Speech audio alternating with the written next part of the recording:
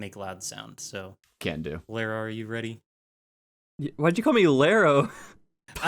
I'm not sure. When I talk to internet horse people, I'm like, I'm not Thoth sure. knows my real name. Okay, Charles. Yeah. Charles. My Charlie boy. My girlfriend has referred to me by she usually refers to me by my actual name, of course, but Yeah. Naturally. there has been one or two occasions at conventions where she's referred to me by my fandom name, Thoth, and it felt weird.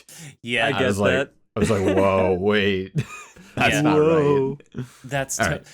man. Okay. No, when I was in high school, oh man, this is what made me finally make the push. I had my YouTube channel like tied to my Gmail. Uh-huh. And because of how YouTube worked, or at least when I was setting up the YouTube channel, I had to have my name on Gmail be whatever I wanted my screen name on YouTube to be, my channel name. That's right. Yeah. And so I had it set to Mr. Someone, right? Hmm. And then I turned in a history assignment. And my teacher, like, when he was, he would, because there were like presentations or whatever, Right. and he would like call the person's name or whatever, and he very clearly knew that it was a screen name and that this was gonna embarrass the heck out of somebody. No. And he probably knew it was me because my email address is my full name. Oh. So he just stood up and went, Mr. Someone, in my like junior year of high school class, and man, Oh no, you had to take the walk. Oh. Yep, that's me. That's me. I'm such a cool guy. Mr. the Someone. I'm so glad that at that point I had already changed my online name, Mhm. because before that, it would have been even worse. Oh no, Because yeah. when I was in middle school, I named myself. I went by Someone Cool. Because, putting cool in the name Oh yeah. makes it cooler. Of And I spelled it course. with a K, obviously. Yes. Because downtown Coolsville population Oh, us. So I'm so glad. I'm so glad that at some point I was like, maybe let's not use that name for everything. And I shelved that and have never looked back. I was going to say, the funny thing is that we had a separate Gmail account for when I was in college and film school. They made Yes. a Gmail that was specifically to the university, like their own server that hooked up to Right. it. Mhm. And it was like our first initial and then last name at blankety-blank.edu. Yeah. So I never had that, but I did, similar to, kind of relating to yours, I did, the first year of film school, I was in a public speaking class just because it was one of the required electives for communication school. Mhm. And I remember giving my first speech. I did it. I sat back down, and at that point, I had run a couple of like 3 or 4 panels at pony conventions at that point. I sat back, I finished my speech, and my professor, who was in his 80s, maybe early 90s, he was kind of up there. That's not ageist. That's just me noting he was on the older side. But Yeah. he calls me over and he's like, "That was really good. Like, are you professionally trained?" And I had a second where I thought about, should I tell him Yeah. why I have some public speaking skills? Ultimately, I just didn't have the heart to tell him. I feel like I would have given him, thrown too much at him in one shot. You didn't want to tell an 80-some-year-old man about your My Little Pony fandom experience? No, I did that. I did that with a freshman year final essay that I did. I wrote an 18 or 19 page essay about the Cutie Remark episodes, because the assignment, this wasn't just me plugging Pony into something. It's not that.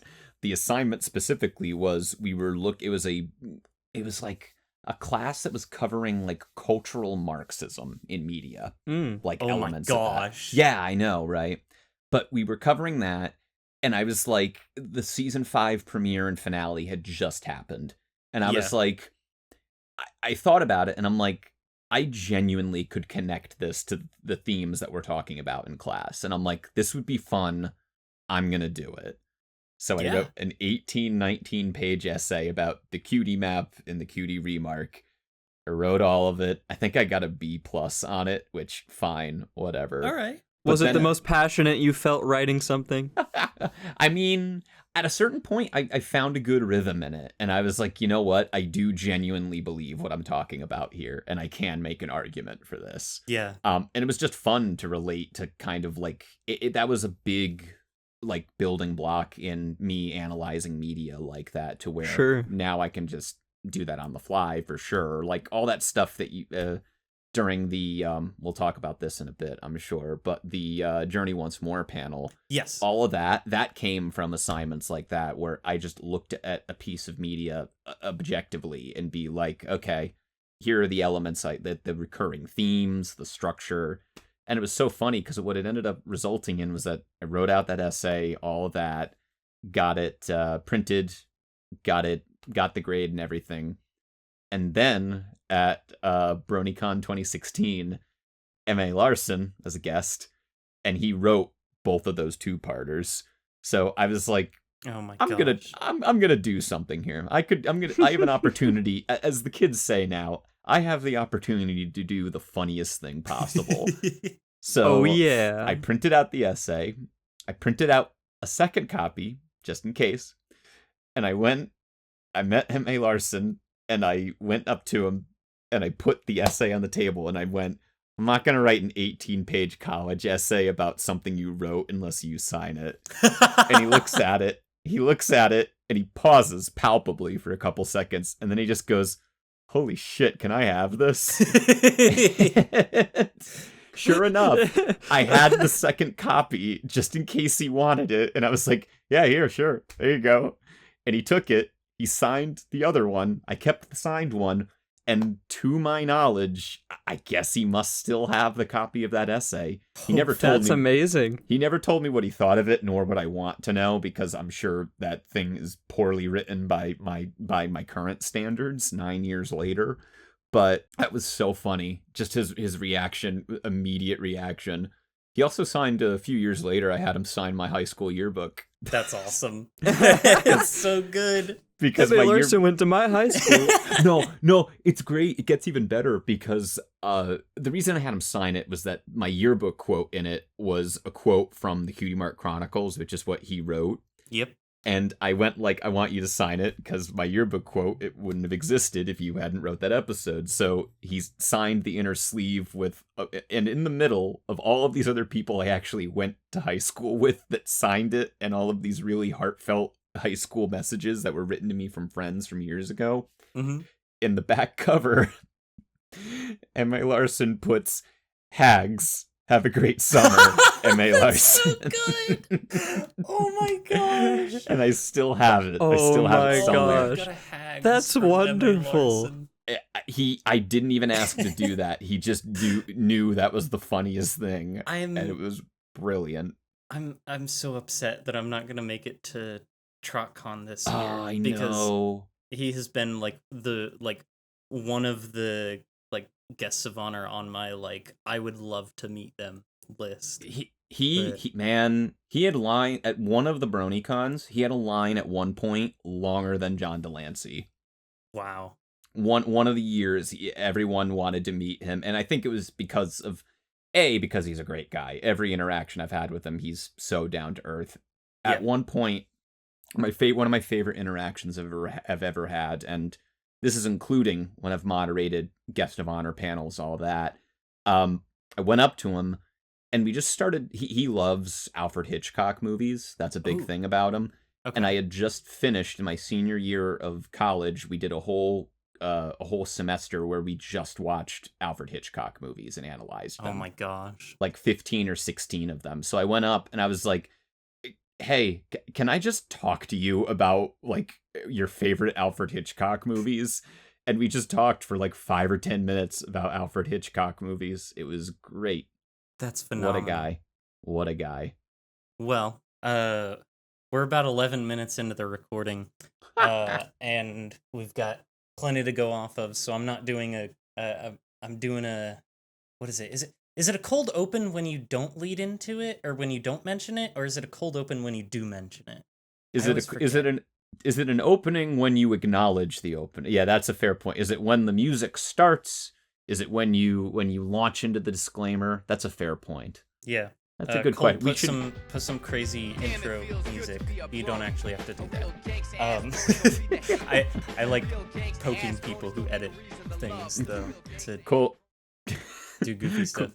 I love that too. I'll do it right now. Yeah, Cole, can you edit in the sound effect for me, please? Yeah. Cole, can you make me do a flip? And then a kick flip as well.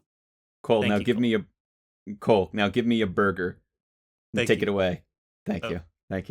Yeah, put it back. Shout outs to editors, everybody. Shout Cole, outs. let me smooch both of my compadres here.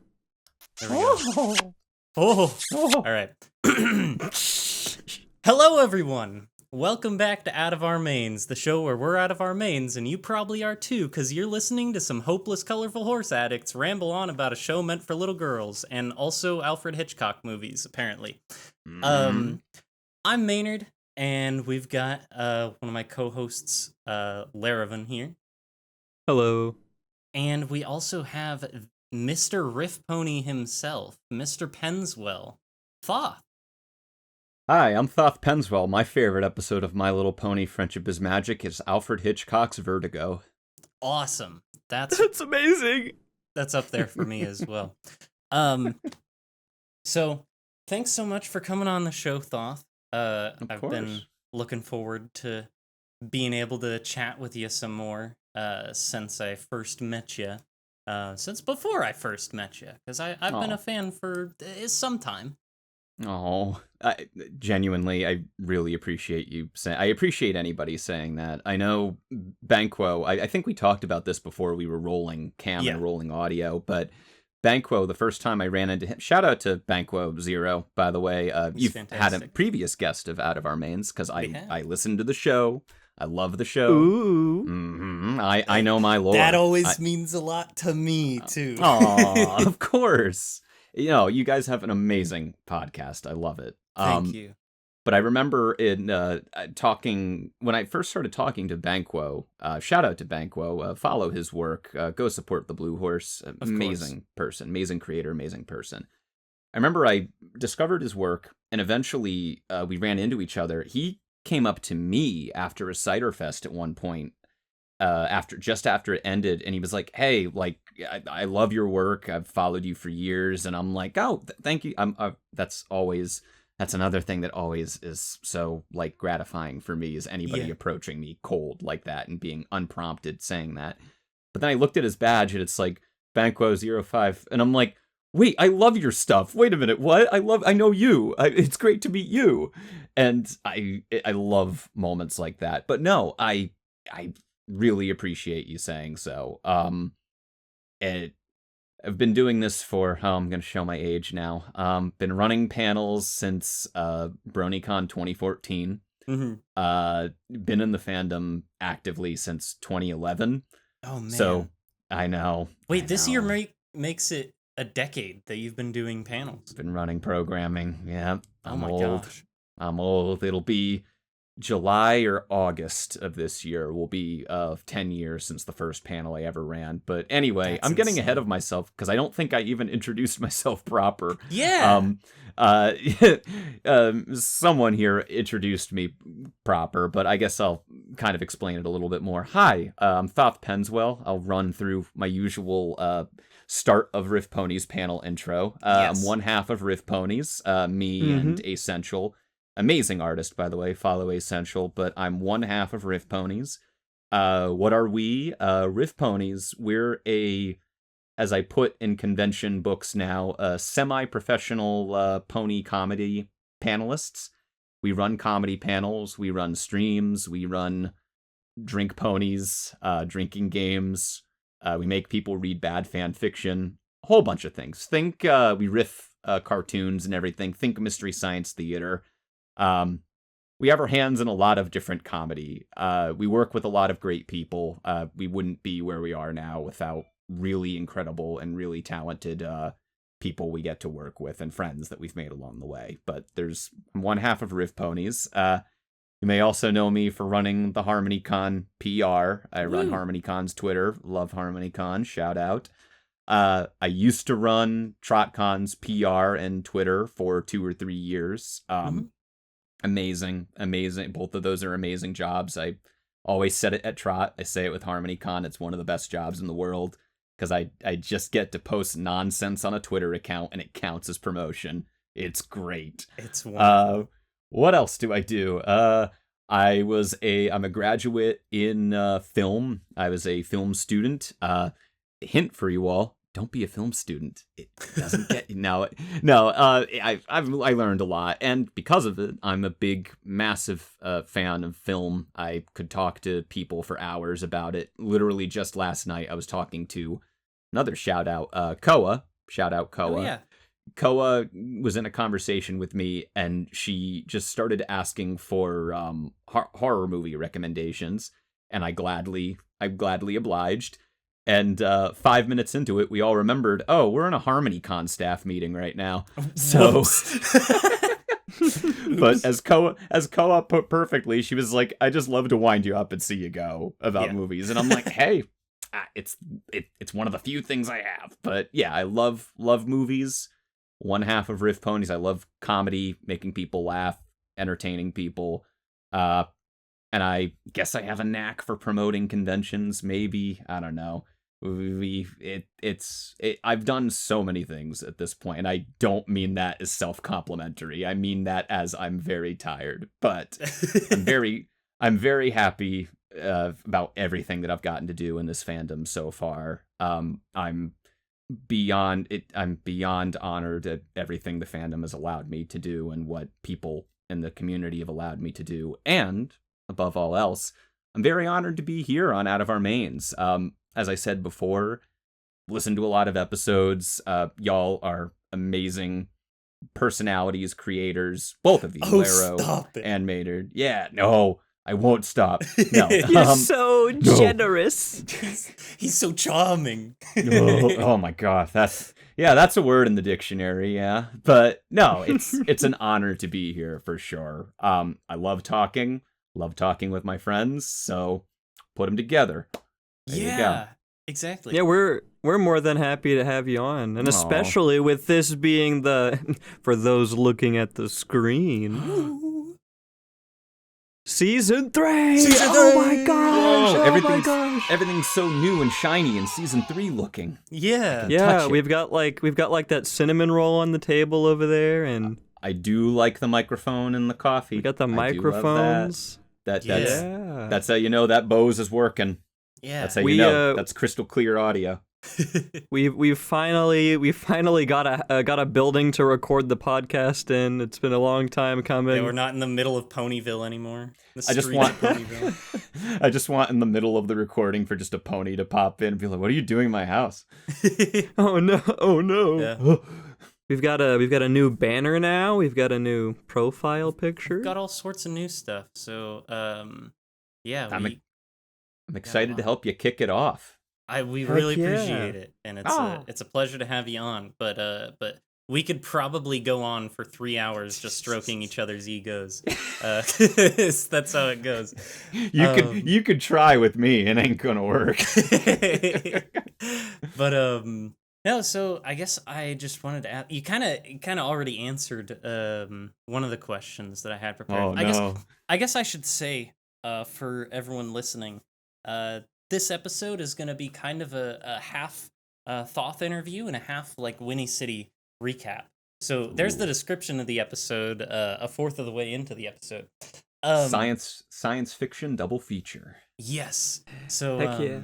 So I guess I wanted to ask. You talked a little bit about Riff Ponies, but how did that all start, and what's the whole like premise behind it? Ooh, okay. So Riff Ponies came about Back in about 2015, I went to, for the first time, I'd been to BronyCon prior, but in the early winter 2015, I went to PonyCon NYC. Shout out to PonyCon NYC. Great people, great event. So sad the way it went. It just, there was no money in it. It was an event run in New York City in the middle of winter. They had the coldest weekend of the year every year it happened to be, and it wasn't sustainable. But all great people, still friends with a lot of those people. And at one of those conventions at 2015, on Sunday, I almost didn't go because we were all tired and it was freezing cold, but I took the bus and took the train from New Jersey into the city, went to there, and I waited outside of the Season 5 sneak peek panel. And randomly, I run into Cal Payne and someone named Essential. Cal Payne from Equestria Daily, if you know. Another great person. And I'm sitting there kind of just like vibing, as the kids say, and kind of listening to them talk about everything. And Cal Payne's posting an article onto Equestria Daily, which nowadays is maybe not as intense of a thing. But back in 2015, when there's new season information on, it was an intense process that I was just watching him type it in over his phone and like stressing about it. And I'm like, wow, like it only dawned on me in those couple of minutes. I'm like, I'm standing next to one of the heads of Equestria Daily. What is happening? But I'm sitting there and the two of them start to walk off. But then Cal looks to me and he goes, "You want to get lunch with us?" I was like, yeah. So that's how I went to Five Guys with Cal Payne and Essential. And then while we were there, I found out, Essential lives like a town away from me in New Jersey. That's awesome. Literally 5-10 minutes. We're like, wait a minute, that's just up the highway from us. Yeah. So we started to hang out from there. And then eventually, I'd already run a panel at BronyCon by that point. But then as we grew a bit closer and we ended up meeting other people in the fandom, it kind of turned into a thing where it's like, I enjoy running panels. Why don't we just try like making a thing of it? Let's make a fandom project. And then around winter of 2015, we came up with the concept of, what if we took Riff Tracks, which was also an offshoot of Mystery Science Theater 3000. Both of those may be outdated references to some audience out there. So Riff Tracks and Mystery Science Theater, those are basically things where a bunch of kooky characters, they talk over an old movie and make fun of it and make passing comedy about the thing that's going on the screen. Yeah. And we decided, what if we did that, but with really old, varying levels of quality My Little Pony cartoon episodes. So we took G1, My Little Pony Tales, G3, and Newborn Cuties, of course. Yeah. And we put them in a panel in a 1-hour block, and we just made fun of them. And from there, it became a thing where that was entertaining to people. It could have it's same thing I said when I took over the TrotCon Twitter and the HarmonyCon Twitter. Some people could have easily just looked at it and went, "This is not funny. You are not funny." And I would have been like, "All right, that's it. We tried." But people rolled with it.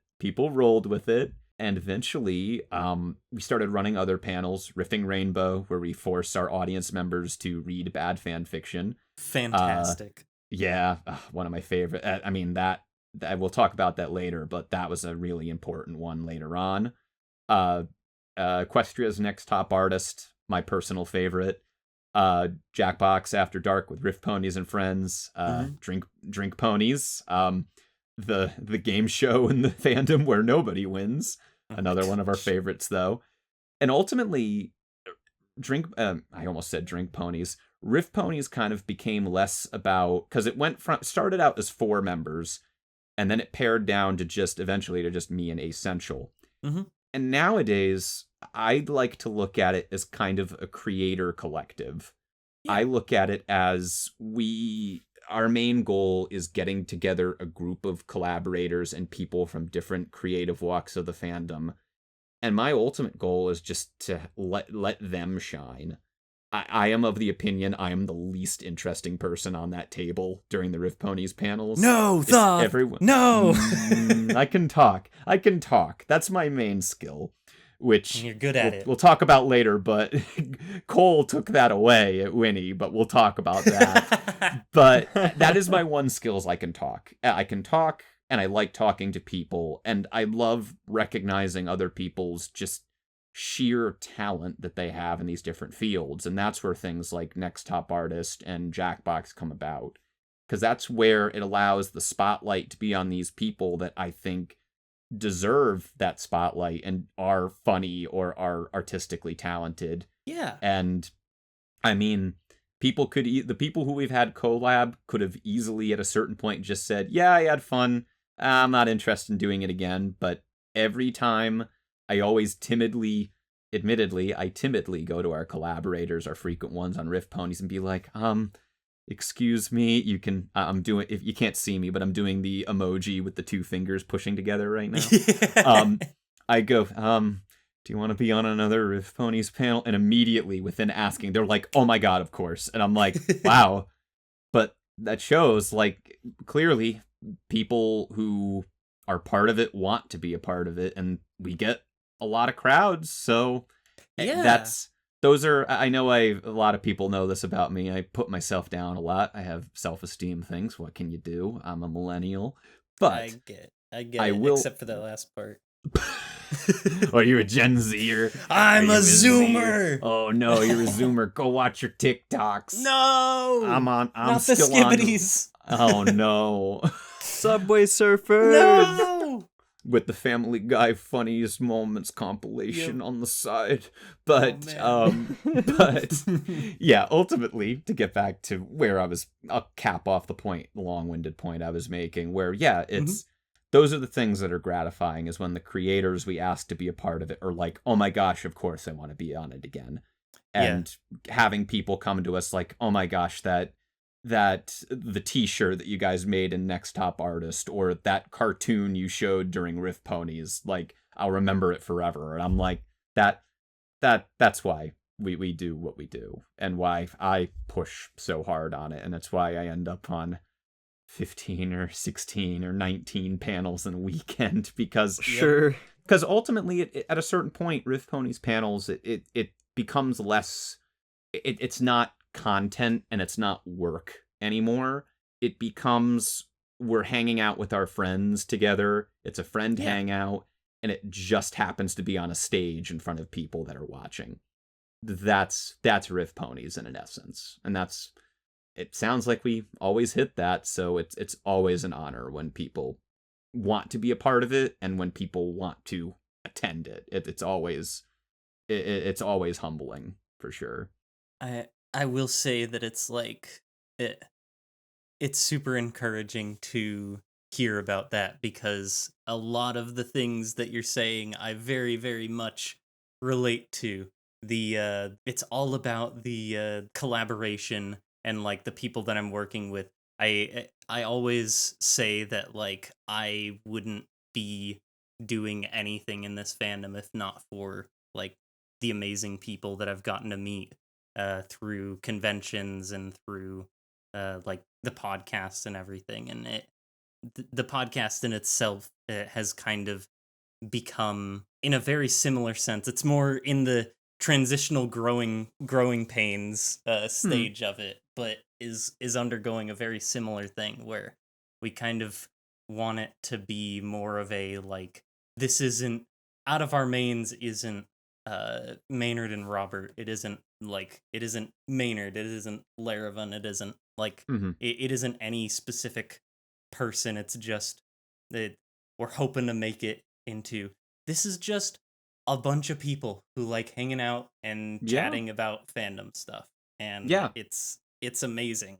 It is a bunch of friends, and I will say to make you do even more of the finger pointing emoji is that I have had for, like, since I started the, like, since before, like, the podcast even started, I've had like a fandom bucket list, like things that I want to do at at conventions at some point, like, big things, and like certain people I've wanted to collaborate with, or panels that I'd love to like be a part of in some way. Being on a Riff Ponies panel has been one of those, and getting to be on Jackbox at Whinny when you invited me to that, I'm like, yeah. It was very much like there it is moment. So I got to check something off of my fandom bucket list with that. So it was a great time. But I don't know too much about podcasts and podcast recording, but making your guest almost shed tears is not maybe not no. I very much appreciate that. Is an immense honor to hear. Thank you. I really appreciate that. Thank you. Right. Woo. No. Sorry. Thank you. No, you're fine. No, No. just that means a lot that it was something that you wanted to be a part of, and I'm glad we could make that come true, because not for nothing, you're a talented person. You're a talented creator. You and Laro both. Laro will get you on a panel soon, I promise. Huh? Yeah. It'll happen. It'll happen. For realsies. I know. I'm really grateful for that opportunity, and I'm also in my head the self-deprecation. I'm not talented. You're breathtaking. Right. Trust me. That's both of you just need to have a 180. Both of you just need to say, "Yeah, I'm the best." Right. Yeah. Go on. I was going to say, this just becomes a therapy session of the two of us lifting each other up. Exactly. I mean, can we get much higher? Right. So high. Oh. Yeah, I've definitely gotten better. You will find that footing as the years come. I mean, that's funny to say because I still do that shtick. Partly because I know my shtick is the sad clown shtick. People love that. But also, it has been a thing where you go through enough years of different public school experiences and different social situations where I get that way about myself. But already I'm telling you, you are an established creator in this fandom and you belong here. And it was an honor and a pleasure to have you a part of Riff Ponies. My mic didn't pick that up, but I I heard it from across the house. Oh my gosh. See, you don't get the new game plus content unless you're in the house over there. I didn't get that. Right. I didn't pay for the new game plus. You know what? I think Audacity picked it up, so okay. So there it is. There you go. But I guess moving on. What else you got? Once again, sure. Riff Ponies. I'm a very big fan of the stuff that you guys do and everything. Thank you. I very much appreciate it. But I wanted to ask more. Well, actually, Maynard. Uh-oh. Before you even ask a serious question. Uh-oh. Oh no. Uh-oh. Thoth. Yes. I have a question that needs to go on public record, and I think this is the best way to do it. Oh no. Oh, and the microphone's in front. Hold on. Let me make sure I'm closer to the mic. Yes, go for it. Thoth Penswell of Pennington Road. That's where I live. Yes, you doxed me. What? Don't dox him. First of the Thoth, heir to Thothdom. Yes. What is your opinion on bananas? Bananas are a high source of potassium, so it's an 11 out of 10 in my book. It transcends the Letterboxd rating. It's a 5.5 stars. I'm so glad you answered correctly. There were only two possible answers. I could have been, yeah, I love them, or I hate them. Could have been, yes. Yes. Good. Well, I'll keep this in mind for future reference. Yeah. This will be on the test later, so. Oh, man. The SATs. I'm taking the test about how well you can take a test. Uh-oh. But I suppose back to the more serious questions from Maynard. That was a serious question. It was. That was a relationship-defining one, if ever. Oh, man. It's very important. Our friendship flashed before our very eyes.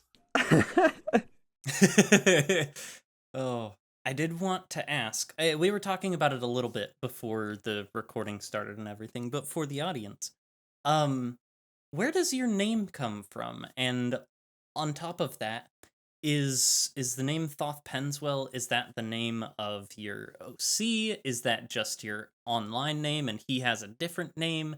Or is it just kind of a meld of the two? The origin of it, at least the first half of it, Thoth, for those who don't know, I was in 7th grade social studies, I believe.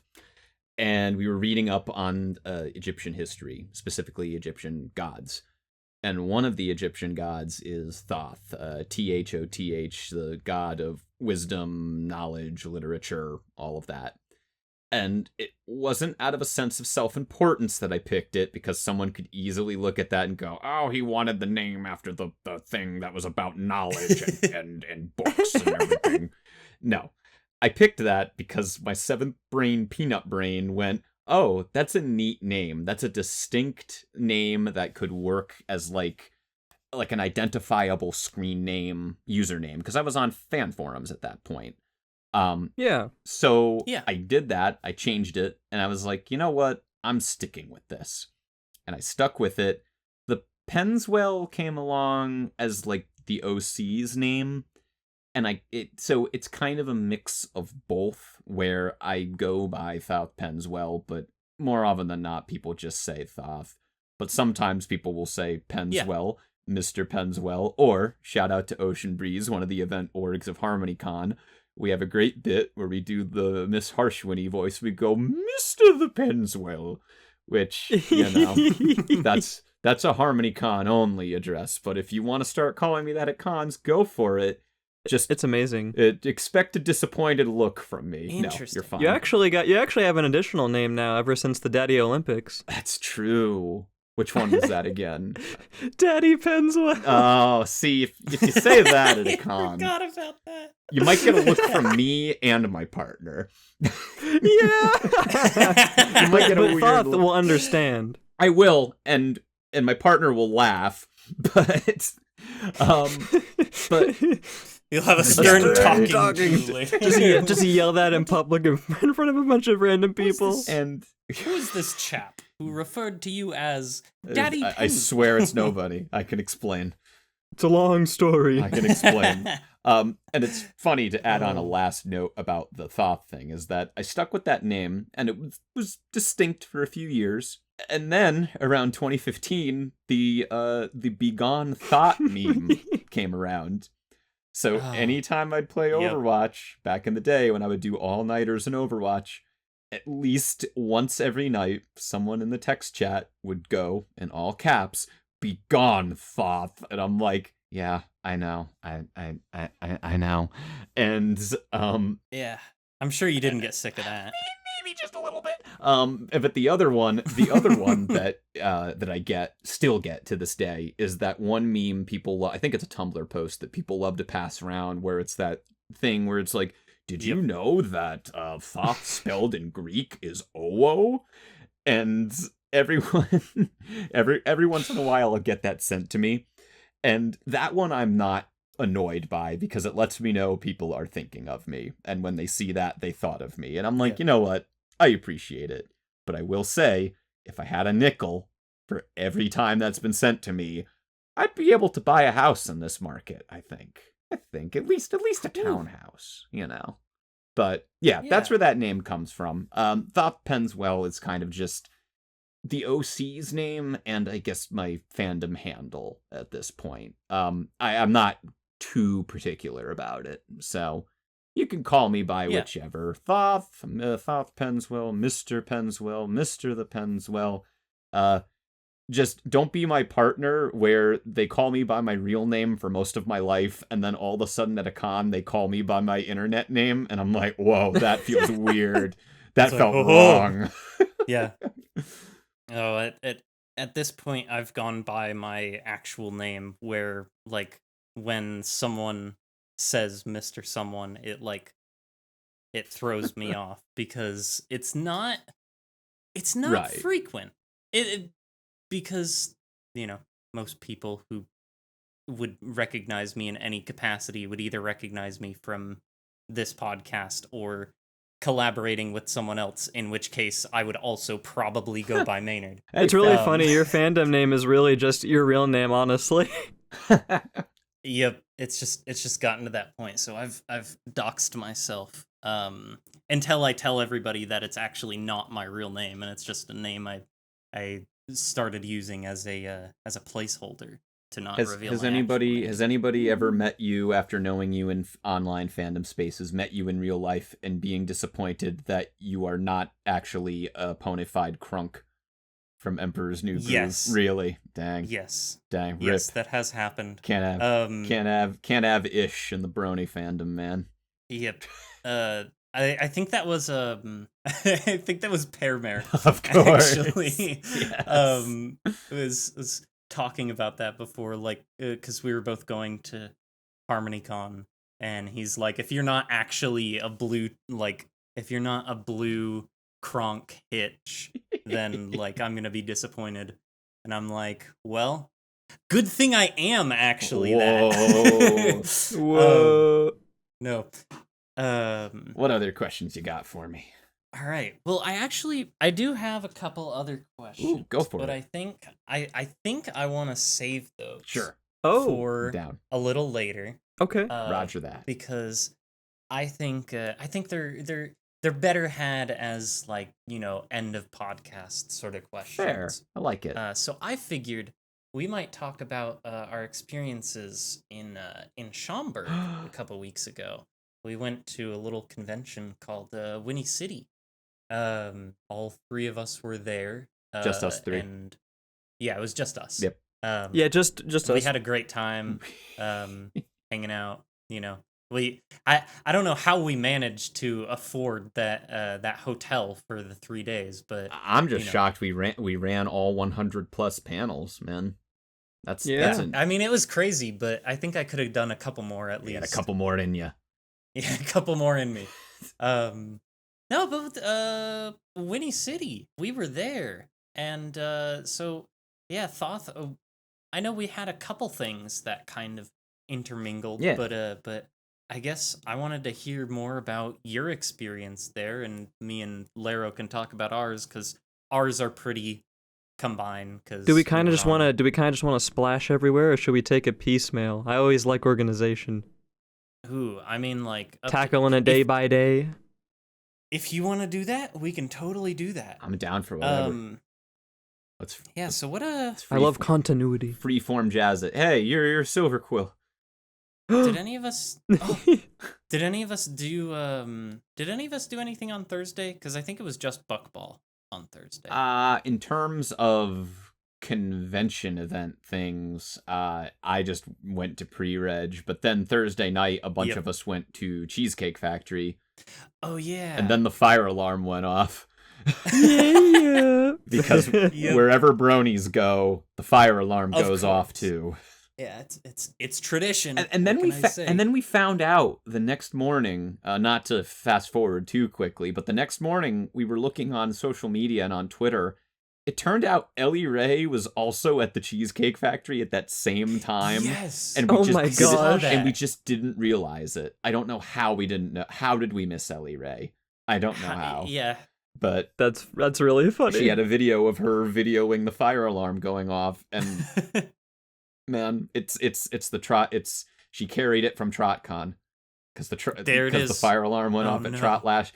And you know what? It connects back, not to take this too far away. I'll get back to Whinny City in a moment. But at TrotCon 2023, the fire alarm went off during Equestria's Next Top Artist, a Riff Ponies panel. Oh my gosh. So yeah, we can't escape it.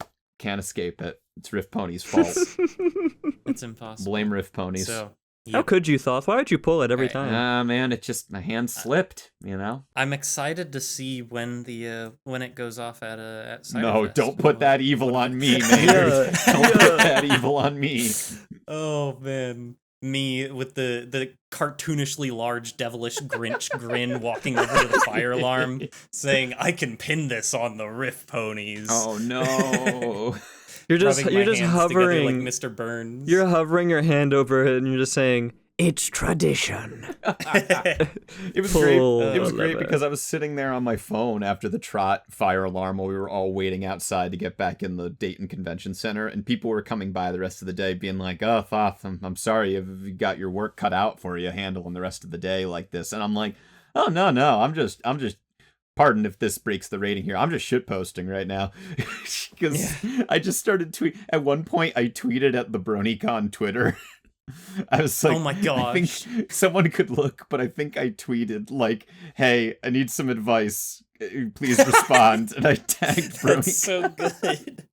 They never responded, of Oh. course, but Yeah. every Wowie. once in a while on the TrotCon and the HarmonyCon Twitter, I'll tag the BronyCon Twitter just to see if I can power up a modem in an abandoned warehouse somewhere and just be like, maybe somebody has to still be logged in somewhere. Maybe it'll get.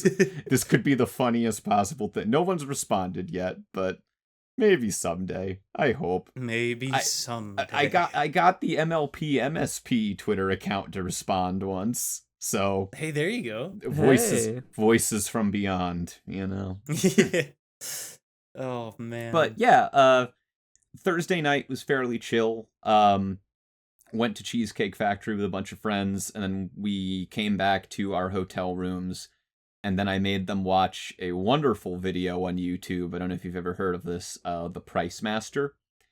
Which Price Master, I have not. It's a Riff Ponies tradition, a Riff Ponies room party tradition now, where it was a video that a bunch of art students recorded in 2001 in Texas. Oh. Where they set up a garage sale, and one of them, they built a stage, and he dressed in like a vaudevillian mask and like big parachute pants. Okay. And he looks like he's straight out of Stanley Kubrick's Eyes Wide Shut with like a vaudeville mask on, and people would come by God. and they'd pick up something at the yard sale, and they'd be like, how much is this this chainsaw or whatever. They just put things on a table out, and they'll go like, I'll give you like $5 for it. And the guy, the price master, he'll lean into the microphone, and they have the microphone audio bass boosted and everything, and the guy just goes, $10,000, and it'll just keep saying these incredible out of this world prices, and the people will just look really confused, and they'll just like scared, and they'll just put the item back. And it's just 30 minutes of these people in 2001, people in Texas showing up to a garage sale, and these art student guys are playing a prank on the whole neighborhood, where there's just a guy on a stage yelling into a microphone with like bass boosted voice, just saying ludicrous prices at them. And you think it'd stop being funny after the first 2 times, but it stays funny for 30 minutes. It's on YouTube. I highly recommend it. And then I will have to check that out. Yeah, oh, it's a classic. And then what we also showed Thursday night is another Riff Ponies room party tradition, which is we watched Neil Breen's Fateful Findings, one of the most entertaining, one of the best bad movies I've ever seen. That is another one everyone should seek out. But that is one of it is the room, Tommy Wiseau's The Room quality of like so bad wonderful. It's good. Oh, beautiful. Every group of people I've shown it, they lose their mind at it. I remember I genuinely made at Trot 2022. We watched it in our room at one point, and I genuinely made my partner in Riff Ponies Essential. I made them genuinely angry with the filmmaking choices made in it. Oh my god! It's one of the funniest movies, unintentionally, of course, because the director Neil Breen, master that he is, thinks he's a genius. But anywho, that was my Thursday night. That's phenomenal. How was your Thursday nights?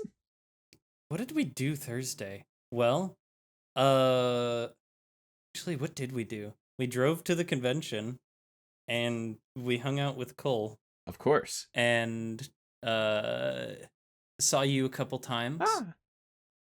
And I don't think we did anything huge. Really, just relaxing. Mm-hmm. Yeah, it was kind of the calm before the everything, going crazy during the convention, because I wasn't on nearly as many panels as some of y'all, right? But it still was definitely it was a relatively packed weekend where there were things that I wanted to go to that I couldn't, and things like that. But I think Thursday was really just the day to hang out and chat with people before the convention really kicked off. Yeah, as you put it really well. Thursday is always the calm before the storm, for sure. You kind of have to ready yourself. Even as like I can speak to this because again, this isn't me tooting my own horn because I'm the last person to do it. If you know me, you know. But as someone who's been a CG a bunch of times now, community guest running 10, 15 panels in a weekend, help me, please. But going into a weekend where you have to be like constantly available like that and ready for people to approach you and to be able to bounce off of other people's energy constantly, whether you're walking around or you're on stage for a panel, it definitely Thursday night is like, even for me now, like you kind of have to ready yourself for all of the socializing you have to do. And the way I do it is like I kind of just hang around people that I'm familiar with and I enjoy the company of and I can talk like really loosely with, because then, not that you talk differently when you're not with that core group of people and you're with the general public. I think I'm still very much myself in either setting, but you definitely have a different mindset for sure. So you kind of have to get yourself, 100%. You kind of have to psych yourself in like that. Yeah. Just to be hyper social for the rest of the weekend, which hopefully I do. I try to acknowledge and say hi to everybody who says it back. It's funny, when I came in Wednesday night, because we got in Wednesday night before a lot, I think only staff was there Wednesday night, because we try to get there a day early, just so we have the Wednesday night to crash and catch up with sleep after driving for hours. And I remember I was wondering to myself as we walked in with our luggage cart, I was like, how long is it going to be until somebody points at me and goes, "Hey, it's Thoth"? It took all of getting within like 20 feet of the front revolving doors before someone said, "If it isn't Mr. Riff Ponies himself," and I'm like, "Yep." Took that short amount of time. It was there it is. That's awesome. 10 seconds upon getting on the grounds of the hotel, which new world record. Yeah, right, exactly. Game. And that's again not me tooting my own horn, because I appreciate it, but also like it means if you're recognized within the fandom, like you have to be in that mode like once you're in the building. And it's a lot to prepare for, and you kind of do a lot of prepping as you're traveling there. And that's kind of why I like the Wednesday and also Thursday to just, get in that zone and mark up your schedule so you know where you got to be the next day. Mm-hmm. And then on also forcing people to watch terrible things on the internet, which is more my speed, but Yeah. The rumor mill. Oh my gosh. We'll talk about that. We'll get to that. So much to talk about. We'll have to talk about that later. That's Friday. Sorry, I had to throw that in there. I had to throw that in there real quick.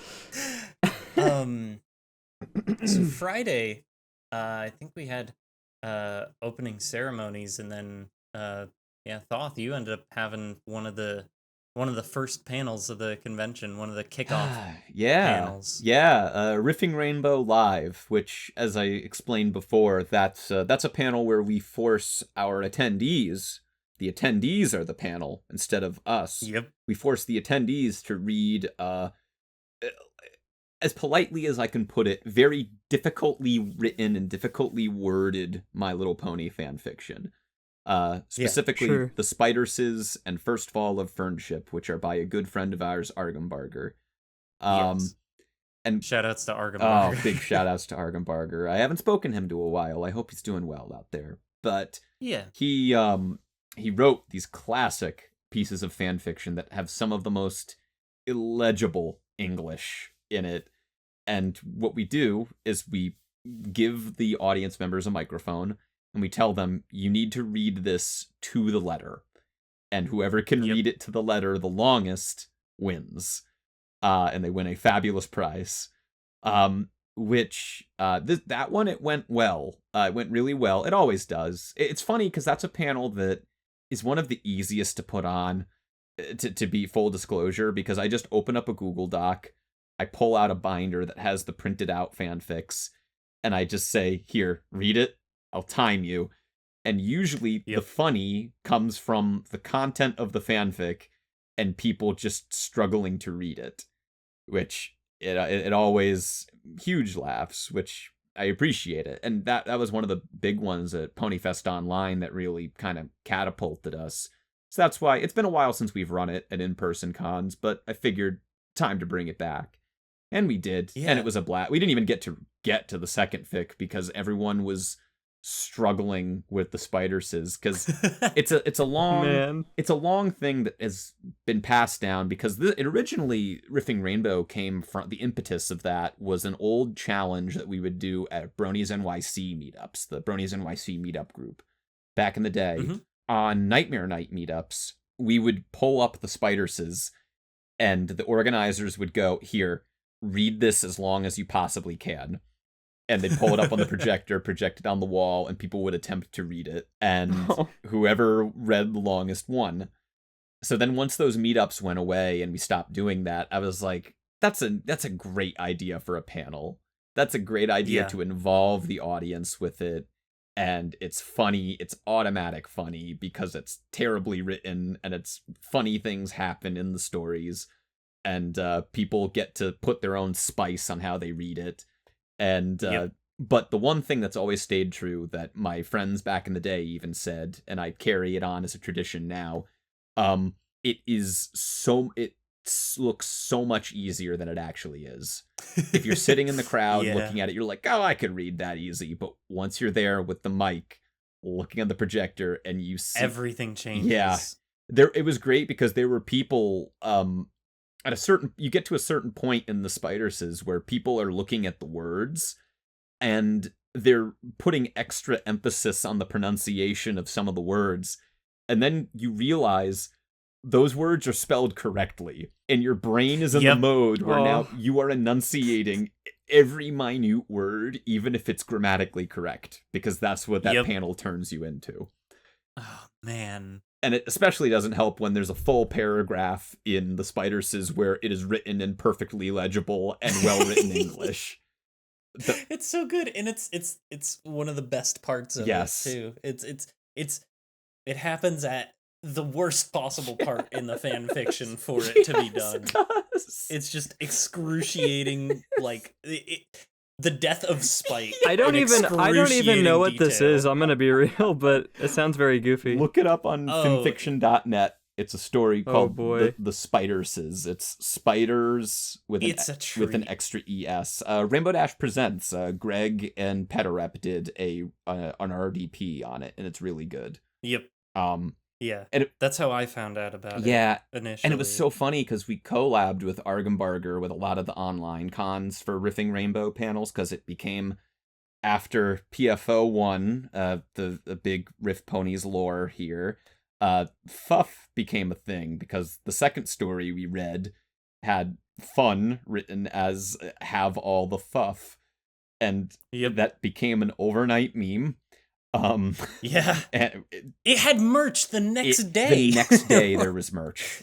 I was shocked. No way. I was so I was so scared. You don't know what it feels like to see something that was randomly said in your programming just all of a sudden the next day everyone knows what it is, and me and Ace were just like, we just got to ride it. We just gotta be like, all right, this is our thing. And if you look at the PF at the Ponyfest Online Discord server now, one of their pinned tweets is still a link explaining what Fuff is and linking to our panel video.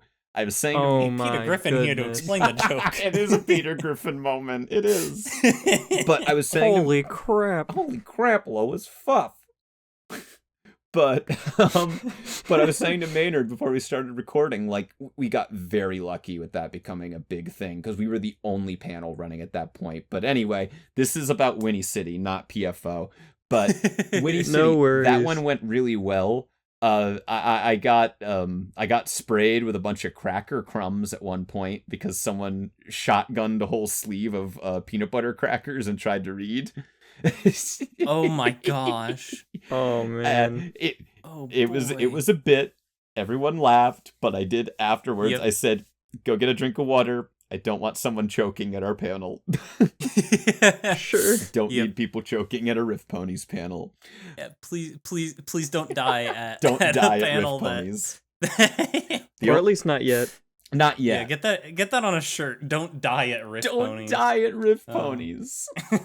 Perfect. But yeah, I highly recommend the Spiderses checking it out. I remember Argum when we collabed with him a few times. I did a few panel intro videos, which are still floating around on the internet on YouTube somewhere, but I did panel intros for the online cons. And I remember I did a few for panels we did with him, and Argum said something to the effect of like it was the most anybody had done related, like honoring his work since like Greg and Petarup did Rainbow Dash Presents. And I was like, oh my gosh. I'm not Greg or Petarup, not even close, but that meant a lot. But yeah, it's a big honor. Now tell me what y'all did, because y'all were on some programming on Friday, weren't you? Yeah. Tell me about it. There was. Well, I wasn't actually on anything until like I think 6 that day, but Laravan here had that a was special me. panel at 3 p.m. on Friday. If you know what that is, I know what it is because I'm looking at the schedule right now. But Look at that gamer. Well, before I get into that, I feel like I should back up a little bit and just say how cool the opening ceremonies was. In my opinion. It's really interesting getting to go up on stage. I'm not used to that at all. Oh yeah. Outside, like I was very blessed at the last HarmonyCon to be prestigiously and cordially a community guest. As they say, it's true. We were happy to have you. As it were. Heck yeah, it was an absolute honor. And seeing that happen again at Whinny City also kind of smacked me in the face, because I was like, wait, do people like me? No. It's not possible. Aww. But I was very happy that I was again able to come up as a community guest.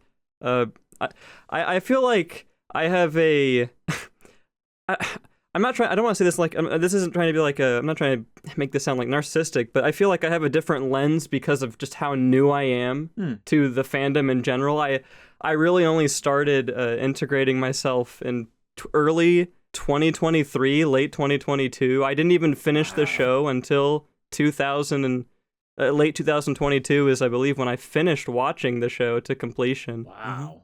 Reminiscent Violet is the one who got me into the show back in 2019. And I say got me into it lightly because at that point in 2019, I wasn't like super into it, right? Like I had seen, like we watched through the first 3 seasons and I was like, that was a show. And then I stopped watching it for like 2 or 3 years. And then we finally came back and finished watching it. But TLDR, the point I'm trying to get at is I'm very happy to have the honor of going up there. I like to kind of play as a newer face in the community, and that's kind of like my whole angle is to kind of, say, hey, there's still new creators coming along the line, and I know I won't be the last.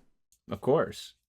It is like really exciting to see so many new like big creator names coming up through that avenue, where every convention now, HarmonyCon, with Whinny, I'm sure with Trot, I'm sure inevitably with Everfree and Ciderfest, each con there are like new especially with HarmonyCon. Not to make this a HarmonyCon discussion, but running the HarmonyCon PR, I had to post and announce like every single one of you that were community guests, all 30 plus of you.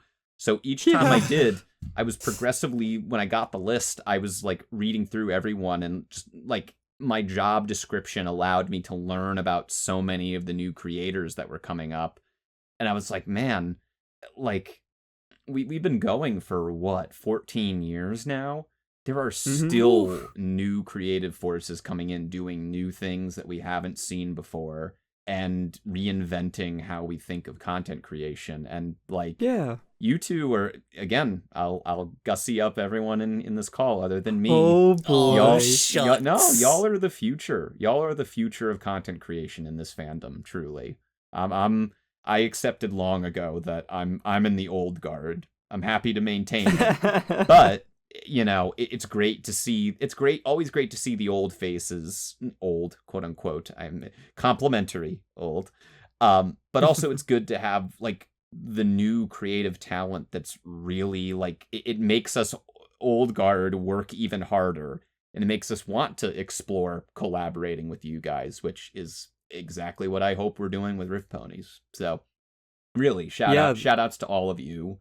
Shout outs to all of the new community guests, first time community guests the last couple cons. Yeah, it's always really cool to see people. And you know, it's really funny because Thoth, I didn't even like really get to meet you or even knew who you were until the last Harmony Con. That's very well. Right. Like I had heard maybe your name passed around, but like I knew Rift Ponies, right? Because that was just kind of like a name I've heard tossed around from time to time. So I'm like, that sounds vaguely familiar. Right. And then I saw you, and I was like, I gotta get a picture with that guy. So I went up and you remember that we were in the vendor hall, Yes. I think, last HarmonyCon. And I was like, let's get a picture together. Yeah. It was great. It was great meeting you there. And since then we've talked extensively, and it's been it's been a pleasure. We have passed the mere acquaintance phase. It's true. It's true. And now you've inspired me to buy Discord Nitro every month. Oh no. No, it's okay. But I'm so sorry. You made me commit. I'm so sorry. You made me commit the original sin. No, it's fine. Yeah, it was absolutely a pleasure. It's always a pleasure meeting new creators, and it's especially fun when I get to be at. We'll talk about this panel for Saturday, I think, or maybe it was a Friday. It was a Friday panel. Y'all's small time horse YouTuber panel, which I loved. You guys can that talk one more was about wonderful. that. Which actually that transitions nicely. But first, you had another panel you wanted to talk about, Lero. We'll get to those panels later on Friday. Yeah. The first panel I ran, which for whatever reason, the last two conventions I've been to, I always end up getting slapped as one of the first panels of the day. Oh, no. And I don't know why they keep doing this to me. And I'm like, guys, stop setting me up for like this. I don't want to be first. Right. They start you off right. Yep. But I got to debut my main theory panel because that's just a theory. A main theory. I was like, does he want me to finish it? Is he gonna go? Is he gonna finish it? Am I gonna? He's doing. Are we doing audience participation? Listen, everyone in the audience out there on YouTube, make sure you say main theory when Lero says main theory. Go back. That's right. Go back on the timeline in the video. Get that replay value in there, and make sure you say main theory. This is like make like a YouTube short remixing. Yeah, it or whatever. exactly. Oh my god! It's like sharing your energy with Goku when he makes the spirit ball. You know, spirit bomb. Exactly. I'm sorry. Or pointing out where the big red hen is to Dora. Yes. Oh my gosh. Exactly. Either or. No, but the panel itself was really fun. I got to go through like a little yeah. No. Oh, that's. I had a tongue twister there. Sally sold seashells. Wow, that was a crazy description of the entire weekend. Yeah, I was speaking In 5 seconds. so quick. No. I got to go through a nice little slideshow presentation showing people like, hey, this is what main theory is, and it was really funny because a lot of people don't think I'm being serious until I show them all the work I put into it, and they're like, wait, this is real? Wait a minute. Because I remember like late last year, I had made the main theory intro. Like it was just a spoof of Matt Pat's game theory intro from like 2016 and like a combination of stuff. Right. And I remember I posted it on Twitter and that thing blew up. It was so funny. There was a lot of people responding to it, and like all of the comments were just like, I wish this was real. Oh, this would be so cool if this was a real thing. And I'm sure over here rubbing my hands together like, ooh, they don't know. They don't know. Truly, you turned their dreams into memes. Truly. That's right. That's the whole goal, my friend. It is truly. And But I mean, yeah, it was a really fun panel. I even got to debut the trailer for Main Theory, the actual live cinematic trailer.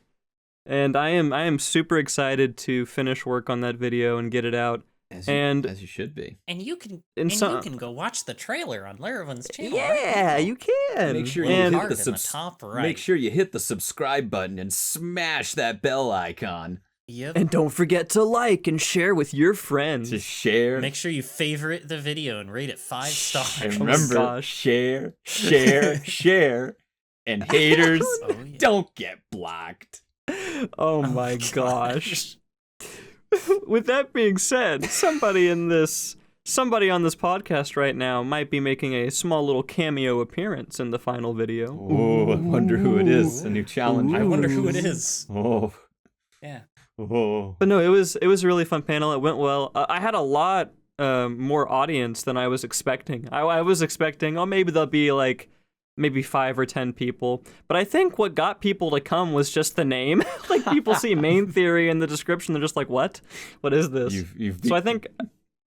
Go ahead, Carrie. I was gonna say, it was clickbait in panel form. No. It was literally a clickbait panel name. I would not be There it shocked. is. Nah, it's something you are But- passionate about, and it was contagious. And Yeah, that's good. And I recorded the panel too, which I actually plan to upload on my channel in not too long. So that way, if you missed the panel, you can go and watch it for yourself. Nice. And let's see, what else do we have on Friday? Ooh, I want to hear about, because this is a panel that I wish I had been able to go to, but I think we were getting food because it was like one of our few times that that we had a break to go and do something. Right. But I want to hear about how to watch movies the right way. Ha! Sure. Oh, gosh. So that was How to Watch Movies the Right Way. This one was a sequel to last year's panel that I did at Whinny City, which was How to Watch Movies the Right Way. Last year's one at Whinny also was basically one where I broke down in a PowerPoint the different ways to seek out movies, because I hear an often refrain as someone who really passionately and closely follows movies, and I'm gonna level with you. I've watched like 275 movies already this year. Like I watch a lot. Oh my gosh! I know. I have a problem. No, I love cinema. it's just my thing. I just love it. And what I did last year was I wanted to dispel a common misperception that I've heard for years, which was they don't make good movies anymore. They only make sequels, remakes, and reboots. That was something that a lot of people say, but specifically someone at Bronies NYC back in the day would say it. I'm not doxing anybody because I said someone, but they would say, yeah, they only make those. And my friend and I, who used to co-org those, we said, well, it's not true. They are making good movies. You're just not seeking them out. You're not watching them. So what I did was I kind of took my method of how I look up movies and like follow what releases are coming out, which is normally it's the movies they don't advertise as much. It's the indie stuff, it's the art house stuff, and you kind of have to seek them out because those aren't going to be as advertised as much as a Disney or Marvel or what have you, you know. They don't have the money. Sure. But a lot of the indie stuff right now is really superb. So last year I did an edition where I was like, hey, how do you find movies that, like, how to watch movies the right way? It's a semi-facetious panel title because I'm not an authority on it and there's no right way. But I did try to go like, hey, if you want to watch good stuff, you got to be more curious about it and you have to seek them out. Shout out to a website, firstshowing.net, where it lists all of the current movie releases coming out by weekend, large or small. And it gives you a rundown over the year that I just follow the calendar. And if there's stuff coming out that weekend, then I'm like, oh, I've been following that, or I heard about that at a film festival, or I heard this is by a director I like. Then I keep track of it and I go see it. This year, because I needed a new hook, because I couldn't do that same thing again, I was like, what's a new angle I could take? And I landed on animation is cinema, because as many of us know, we're in a fandom dedicated around an animated series, so we know a lot about the animation world, the hubbub in the animation world. The pony fandom and the animation kind of intertwined. Fan base. Yeah. Intertwine a lot. Very true. I figured that was a good entry point to have a panel about it, but as everyone knows, for some reason, the major film industry really looks down upon animation as children's stuff or kids' movies. For whatever reason. Yeah, and it's just not the case. So I looked at that, and I was like, what if I did a panel where I pulled 10 important animated movies from the last 50 years that I can think of that are culturally important, that people have not seen, so no Disney or Pixar or Ghibli, even though I love them. And instead of just telling them about it, because last year I just had photo slides and talked, I kind of let my improv and yes-anding serve it. For this one, I went, what if I just pull excerpts from all of these movies I want to talk about, and I force people to watch these good movies and show them what I'm talking about? So, there you go. I took 10 animated movies from the last 50 years that I think are really impactful to me and impactful to animated cinema, and I used it to demonstrate, hey, no, animation is not just kids stuff. Look at all of this intense, really creative, really outside of the box animation that people have made that can stand toe to toe with any other movie out there, another Star Wars or whatever major film is out now. I believe I could like list those out here real quick if you want me to, but I also have them on my Twitter. But they were 10 movies from 1973 to last year that I thought were exceptional pieces of animation, and I thought it went really well. We went through 50 years of animation history in an hour. People seemed into it, and I had people coming up after where they were like, those were really interesting. I want to check those out now. And I'm like, that's all I wanted. I just wanted people. That's ultimately the thing, is that with movie theaters kind of struggling right now, and movies sort of, Red Letter Media, which, by the way, Red Letter Media is one of my favorite creators on the internet right now. Shout out to them, YouTube channel, great stuff. Mm-hmm. There are a lot of film analysis, but they did a video recently about the death of movie theaters, and they talked about our movies being devalued culturally now. And my job, I've kind of figured over time now, as a film graduate and someone who still aspires to work in film and television media in general, is that I just want to keep that fire burning, and I just want people to stay curious, watch stuff that's outside of their comfort zone, watch something they wouldn't normally watch. And if, and if they find something that happens to like resonate with them, then my job's done, and cinema gets to keep going. I know one of the movies I covered in the panel was an anime movie from 2009, Red Line, if you've ever heard of it.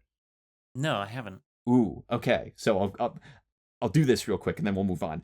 But I'll talk about all the movies I talked about later.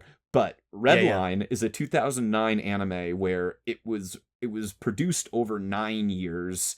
It nearly bankrupt 3 different Japanese animation studios to produce it. And it was made up of like hundreds of thousands of individually painted animation cells. Yeah. And it's what the story basically is it's this intergalactic race of all of these different aliens across the universe. And they have a car race, and it's basically Hot Wheels, but in an anime form. And there's all of these ridiculous alien designs, and the music is like synth and rock put together. All I had to do, I showed the first 5 minutes of it as the excerpt for the panel, for like the clip I wanted to show.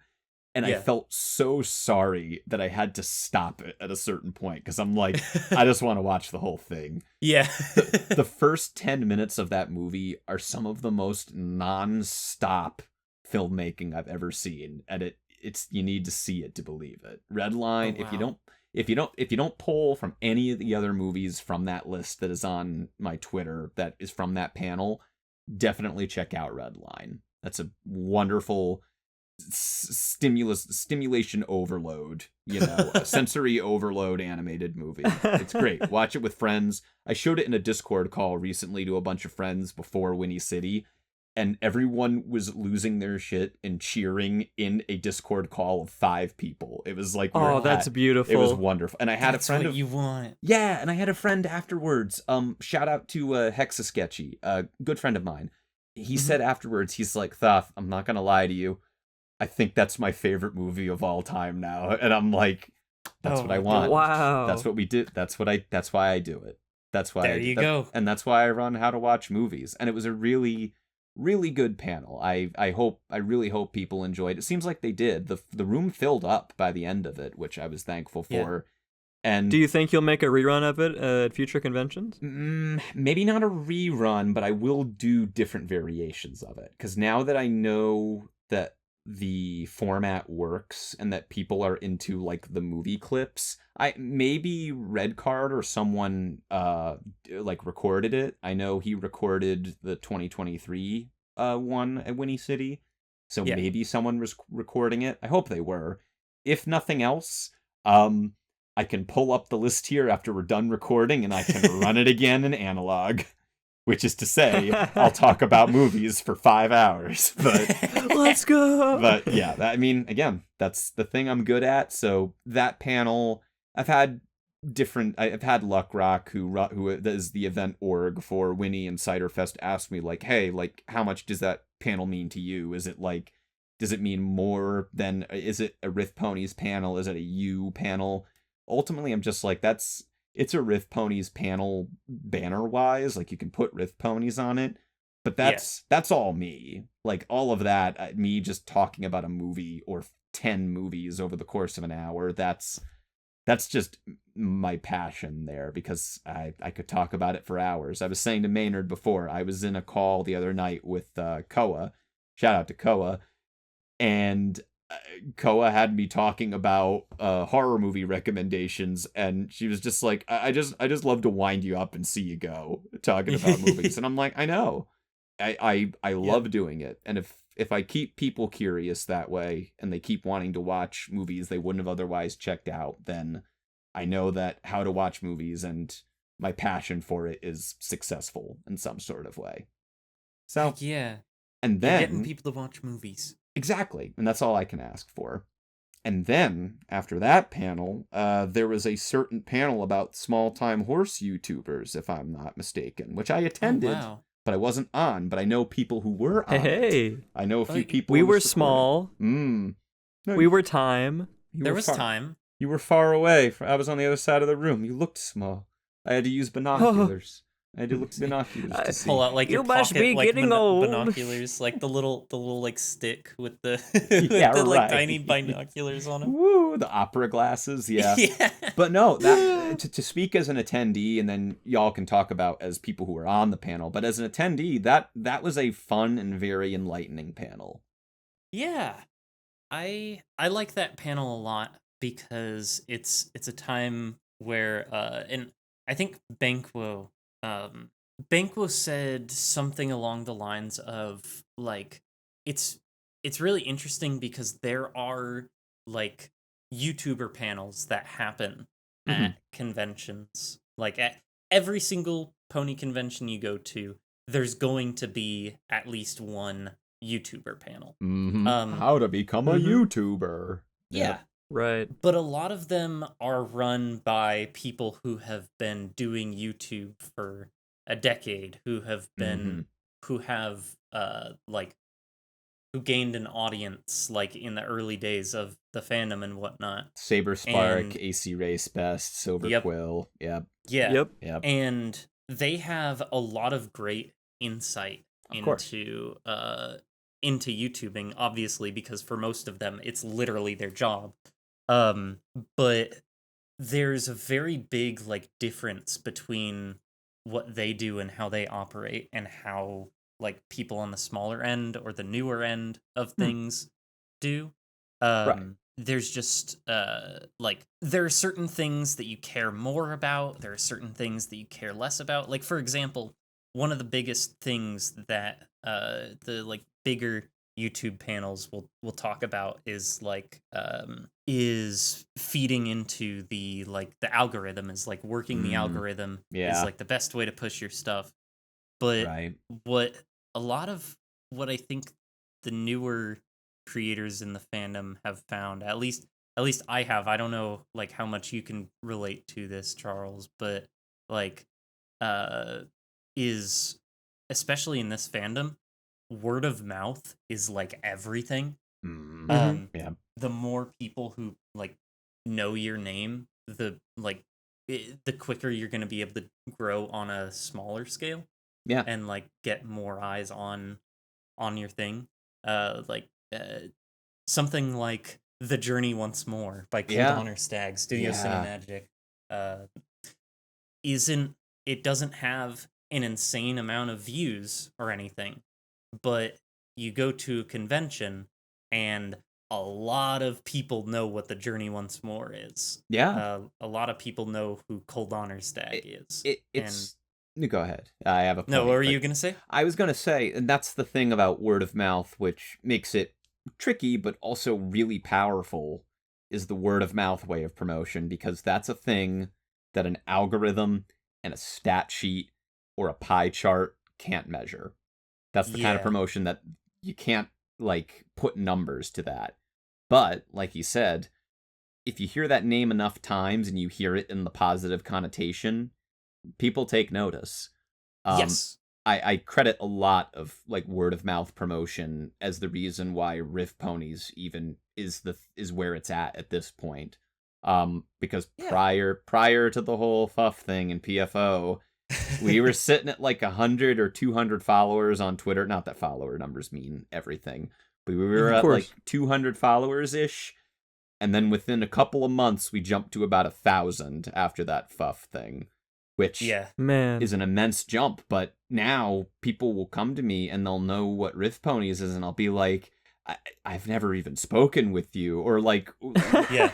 or like you said earlier in the podcast, like you knew about us, or like Banquo knew about us, and I was like, other creators know what we're doing and know about us, and that's the kind of thing that you can't like quantify. That's not something you Yes. could put to paper, but it matters and it makes a difference once you go on to bigger projects, because if people know your name, they listen, they pay attention. And we'll definitely talk about Journey Once More later in this, but Oh yeah. that is a massive example where now between that and Cole's intro video for HarmonyCon set to Prince Whatever's cover of Welcome to the Black Parade, Yes. now everyone knows Cole, I feel like. Yeah.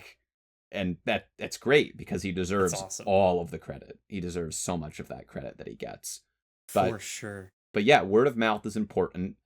There is one more mention. There is a great video that Greg from Dawn Somewhere made that was Okay. about, it was before he came back, where he talked about like working on pony stuff. It was after the comeback pony animation he did. Yeah. After what was it? The nepotism. Yeah. I forget what the series is called. Oh no, I'm talking about the more recent one he did. Because he did the first animation he did coming back with the RDP ponies, and then he made another video where he talked about like how algorithms work now, and how everything is built upon tables and built upon trends and things you can't do and can't do. And like you said, that I would imagine that probably is what a lot of maybe major creators are focused in on and talking about. I know Scooter Tricks did a panel at HarmonyCon talking about how to get around the YouTube Kids categorization. Yeah. Which happened again right after that panel, of course. So it's still not. Man. So, But I appreciated the perspective all of you had in small time horse YouTubers, where it was from people who are not so much concerned with like how to game algorithms and how to play to the best search results and how to tag things, but you guys are just pure creativity, pumping it out there. It's about the craft of it, about collaboration. I loved I loved so much of what you, Laro, and Ban had to say about like communicating with potential collaborators, because Oh my goodness. yeah. It's so important. I mean, I literally did an entire panel about it at HarmonyCon 23 called the Collaborative Do's and Don'ts. Yeah. And that was the other panel. That was like the first panel of that convention. And I'm like, why are all my panels just stop?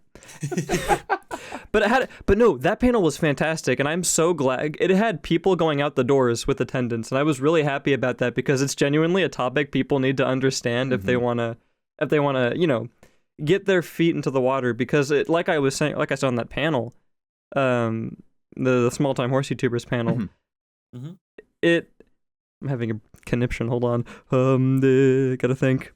Okay, I'm back. Welcome back. Welcome back. No, you found your ticket. I did. But I mean, a lot of us are very much willing to work with people as long as they, just present the thing they need to work on or want to work on. I know I am. I'm more than happy to help people with things as long as they've got a sound idea. Like, as long as I'm not over here, like, having to do 90% of the work, I don't mind. Yeah. I mean, I can speak to it. Both of you, when you've asked me to be part of projects or panels previously, you've come to me with a fully fledged idea, what my role would be in it. And listening to you and Ban talk about it on that panel, I'm back there in the crowd, the guy who runs Riff Ponies, and we're like, our content is built upon collaborating with 6, 7, 8 people in one panel at one time, and requires a lot of communication like that. And I'm sitting there, and as I'm listening to y'all talk about it, I'm sitting there doing the beatnik snapping and the slam poetry snapping. Not really, but I'm doing it because I'm like, yeah, that's all bang on, all truth bombs, because you need to come to someone with a clear idea, what their role you want them to be a part of it. Give them a clear expectation of what they have to expect and what they can do. And this was a big one that you both said, I'm pretty sure.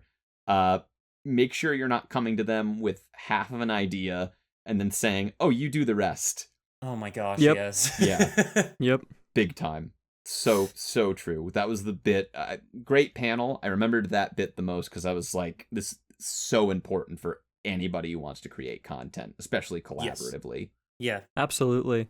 And well, I will say, we're already like an hour and 30 minutes into the recording, so we might want to start pummeling through some of these days, I think. Yeah. Sounds good. I guess we'll probably talk about what's up. I was gonna say, do you wanna wrap up with the Riff Ponies panels on Friday night? Yeah, I was about to say, please talk about them. The Riff Ponies An excruciating detail. Gaither's Pond. Man. The rumor mill. They showed me that when they came back to our hotel room. They were like, Charles, you wanna see something? And I'm like, okay. And they just put that on, and I'm like, what am I watching? That's exactly what I want that panel to do. So Gaither's Pond is I believe a educational Christian cartoon, kind of in the same vein as VeggieTales, that was apparently made by these country. Yes, I feel like it's it's painful to put it into the same category as VeggieTales. Yeah, I think at one point in Riff Ponies, I described it as the toxic waste dump runoff of VeggieTales. Yeah. And it's all of these. It was a cartoon about an educational cartoon that was animated in, I think, CG, but it's early 2000s CG. So so it's a bunch of like pond creatures in CG 3D animation. They all look like they walked out of the Money for Nothing music video. Kids, if you don't know Money for Nothing, look up the music video for Money for Nothing by Dire Straits. It's one of the first music videos animated in 3D animation. It's freakish. Not as freakish as Gaither's Pond though, because all of the creatures have human faces, kind of like Shark Tale, and they look like a human being is constantly struggling to escape from under the skin of these animals. Oh, it's horrifying. It is. But then the crazy thing is that all of there are songs throughout it, and the songs are all kind of good. Yeah. We were sitting there, and I think one of the people on the panel, Uranus, he pointed out at one point, because we watched a pony episode before and then a pony episode after, because that's the tradition in Riff Ponies, is we watch an educational film or something in between the pony episodes. And Yep. Gaither's Pond was the one. And he remarked, as we were going through the last pony episode at the end of the panel, he was like, how come all of these pony episode songs have been awful, but all of the Gaither's Pond songs were bangers? I was like, Yeah. I don't know. But Gaither's Pond, all of it is on YouTube. The next day, I had a friend, Brink, shout out to Brink Moonbeam, artist and vendor in the fandom and community guest. I tweeted out a picture of one of the characters as like, hey, from the Riff Ponies account as a joke. And they started tweeting at me. They were like, hey, I know Gaither's Pond. I watched it as a kid. And I was like, wait a minute. What are you talking? And we had a conversation, and they were forced to watch it by their parents as a kid. And they knew all of the Gaither's Wow. Pond lore. They knew all the musicians. They said everything. they had met the band Yes. behind Gaither's Pond, and it's like, oh my gosh. But yeah, Gaither's Pond, it's all on YouTube. I highly recommend it. Well, I don't recommend it. That's like recommending a death sentence. I was going to say, I recommend it in a very different way than something like Redline. I highly recommend this bottle of cyanide. Like, exactly. But Riff Ponies was a blast. It was wonderful having everybody on. And then we did Jackbox After Dark, which... what happens at Jackbox After Dark with Riff Ponies and Friends stays at Jackbox After Dark with Riff Ponies and Friends. But it was a lovely panel. It was great having Maynard on. Maynard was one of our members for it. yeah. Many of us had alcohol in us. It was a lovely time. I believe.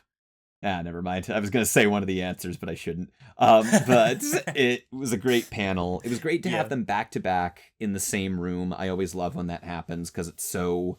double feature. Yeah, it's a minimal turnover, and we have the same crowd there. And we were in the tent, which I like. I like the tent. So the only downside, we had 2 mics for 8 people. That was the one downside. I'd prefer more mics, but that's the only thing. But we capped off Friday night. All of the Riff Ponies run panels. I was on more panels throughout the weekend, obviously, but that concludes all of the panels that I ran on Friday. So I will talk less now and stop holding us up. But Friday was lovely. All 4 panels. All the panels spent with y'all, the ones I attended. Great first day. Oh yeah, it was a great time. Yeah. And I'll also make a side note that Discorded Uno was that day, and it was an experience. We played one game. It lasted 2 hours. I'm surprised it didn't go longer. I'm glad it didn't, because that game I don't know if I would bring it back as a panel, because the first time that I played it, it was a ton of fun. Because it was like a 5-hour game of like 19 different decks of Uno smashed together in like one giant deck, and all the colors from each of the decks are their own colors. So you got Uno red, you've got Dose red, you've got Minecraft red, like they're all different colors. Jeez. And it is a trip. And we played it at TrotCon last year, just not as an event, just as a game. Right. And it was a ton of fun. I think having it as a panel, though, for me, like, made it like, oh my gosh, I have to be here for this whole game. Oh no. At TrotCon, I could leave at any time. I didn't. But I think just the idea that I have to be here playing this for this whole time was definitely very different. It was a good time. Right. We had a lot of great laughs. I had about like 50 cards in my hand at one point. It was fantastic, but I'm not sure if I'll bring it back as an actual event. It's one of those things. It's what I think is the most unfair, quote unquote, thing about running panels and programming in this fandom, or in general at any fandom convention. Mm-hmm. You don't know if a panel that you're doing is going to work until you're halfway through it. Yep. That is my adage. You never know. You can practice, you can run through it in the mirror, you can run through it in a Discord call with your co-panelists as many times as you want, but you won't know if it's gonna work with that crowd and on that stage and with that tech setup until you're 20, 30 minutes into it. And that's when you know. For sure. But yeah, I love the sound of that alone. maybe find. I think it sounds like something people would be into. You just got to find ways to modify it in the future. Oh, they were. No, it was fun. Yeah, and like the whole thing of it was it was in the tabletop room, so like there were people coming and going like all the time, and like we were literally like, this game is going to last forever. You can jump in or drop out at any point. But yeah, it was definitely the sort of thing where at least like 8 different people walked by and were like, what the heck is this? And some of them sat down and started playing. That's and how it played starts. for the whole time. That's how it starts. Oh man. Yeah, it was definitely a goofy experience for sure. Oh yeah. But yeah, I think that's about everything that happened on Friday. Nice. Let's see. What's the first thing that happened on Saturday? Because I don't think me or Laro were on anything until later that day. But were you? I do recall Journey Once More. Yes, that was at 1, I think. Probably. I'm looking at the schedule right now, and I'm having a hard time reading it. No Yeah, I worries. think it was at 1. I think that was our first one that day. Yeah. But that was the how it's made version of the Journey Once More, and so that's one that all 3 of us were on. Yeah, and then we ended up watching all of Journey Once More again anyway, which is always a treasured experience. Shout out to Cole and Studio Cinemagic and the Journey Once More. If you haven't watched it, watch it. It's one of the most ambitious, well-crafted, like, pony fandom animation projects I've seen. Genuinely. Yeah. That isn't just because I'm friends with Cole. I promise. Cole put a picture of Memoria on screen. Yes. And now take it off. Yes. Okay. Wow. Yeah. Wow. Yeah, that panel was very fun because it's an excuse to rewatch Journey. Yes. Yes.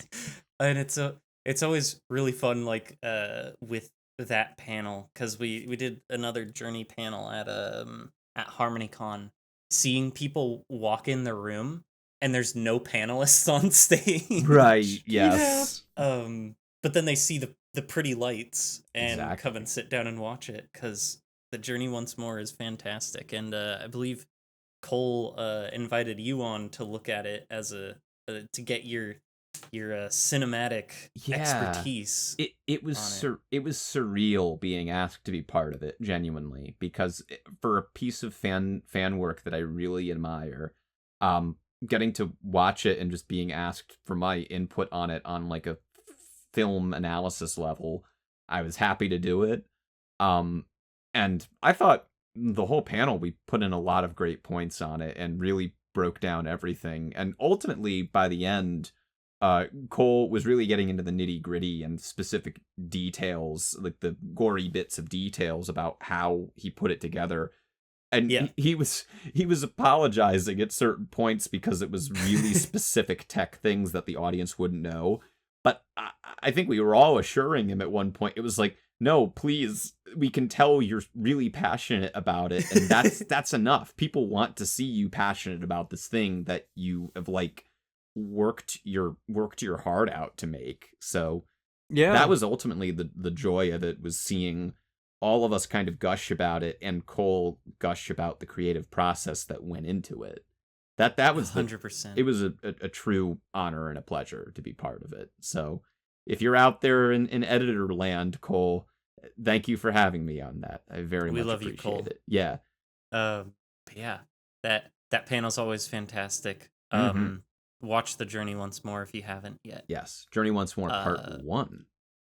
part 1 from beginning to end. Yes. And please watch it from beginning to end. And then watch it in reverse too, just for good yes, measure. from end to beginning. Yes. That's what the last part's gonna be called. From end to Yes. beginning. Let's I'm do predicting it now. It's like Christopher Nolan's Memento, you know. Or it'll be like the ending of the end, like MLP. Ooh, that's true.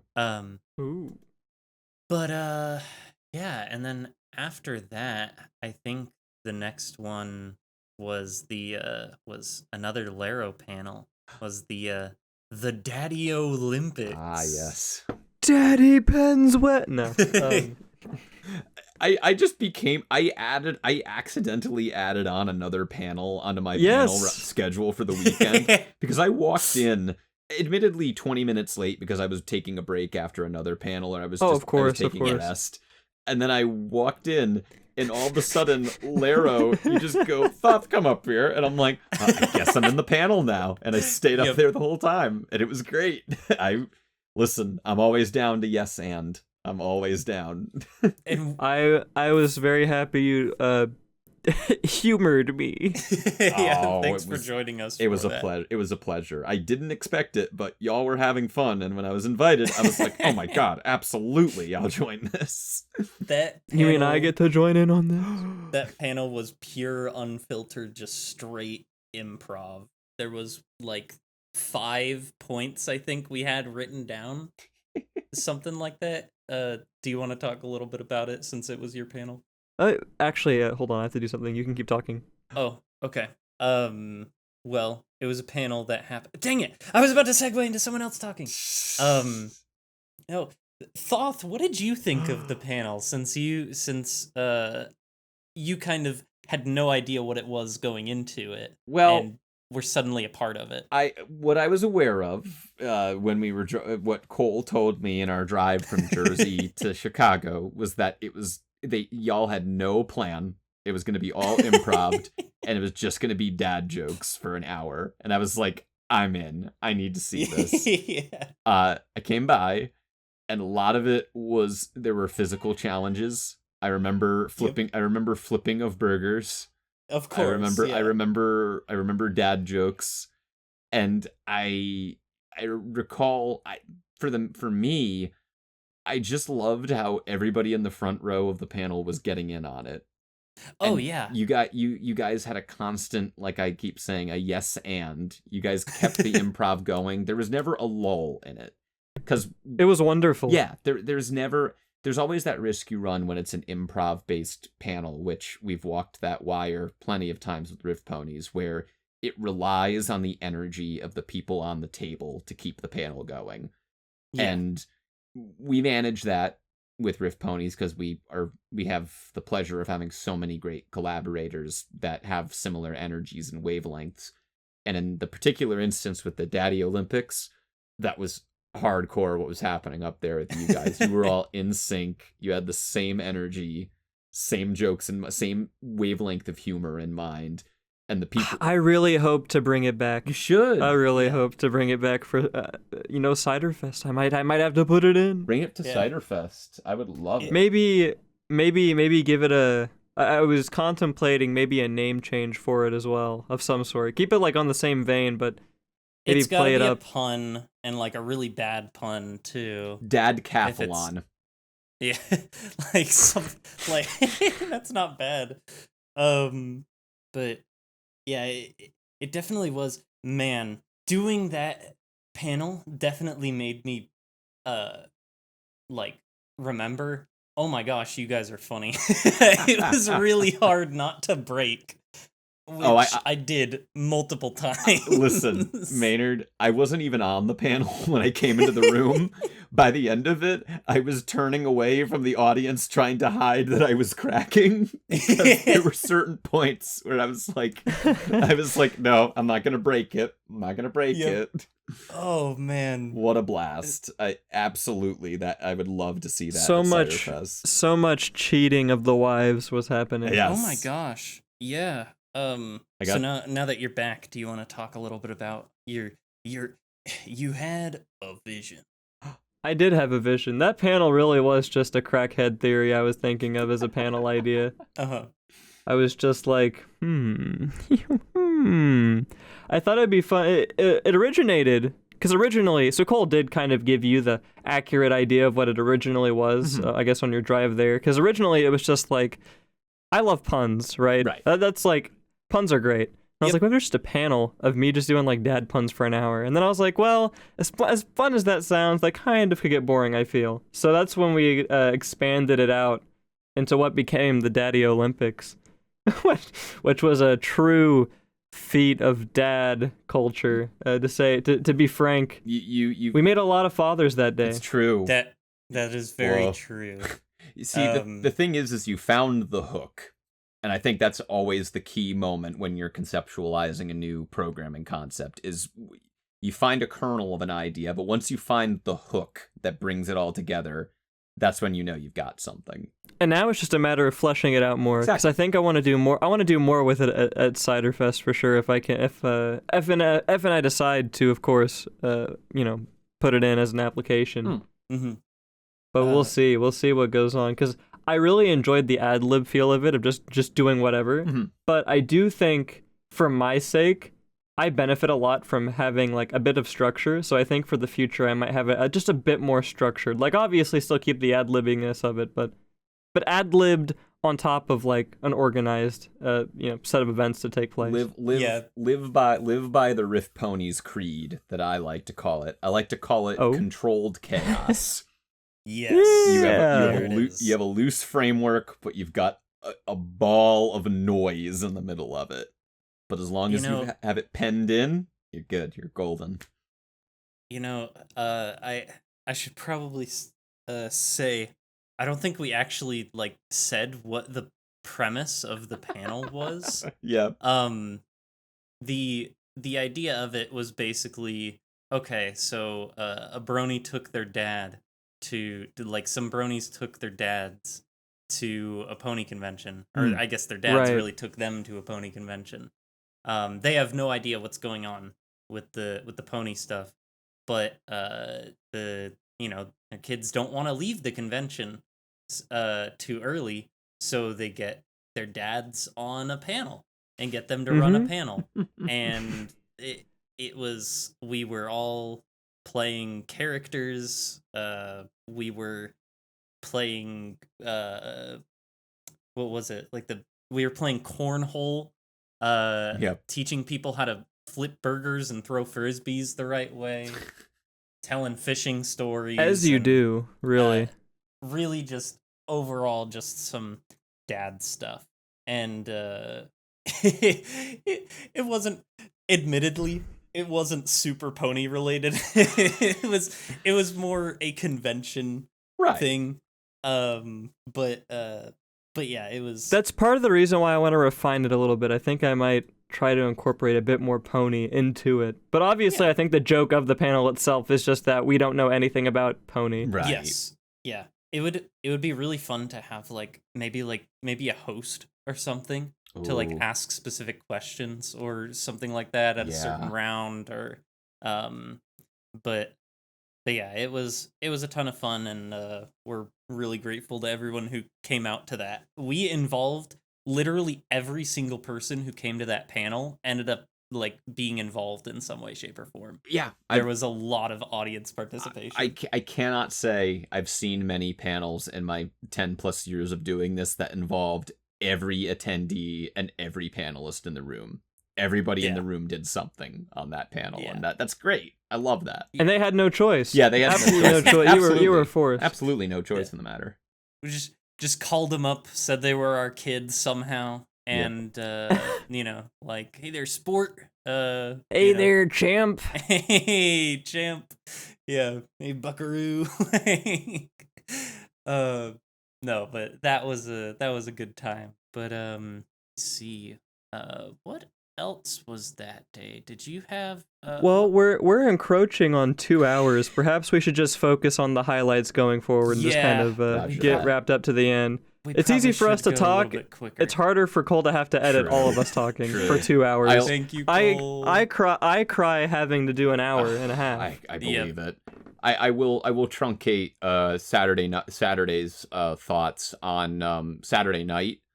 I was part of My Little Match Game with Cole and a slew of other people, run by Taylor Boyd McCardle.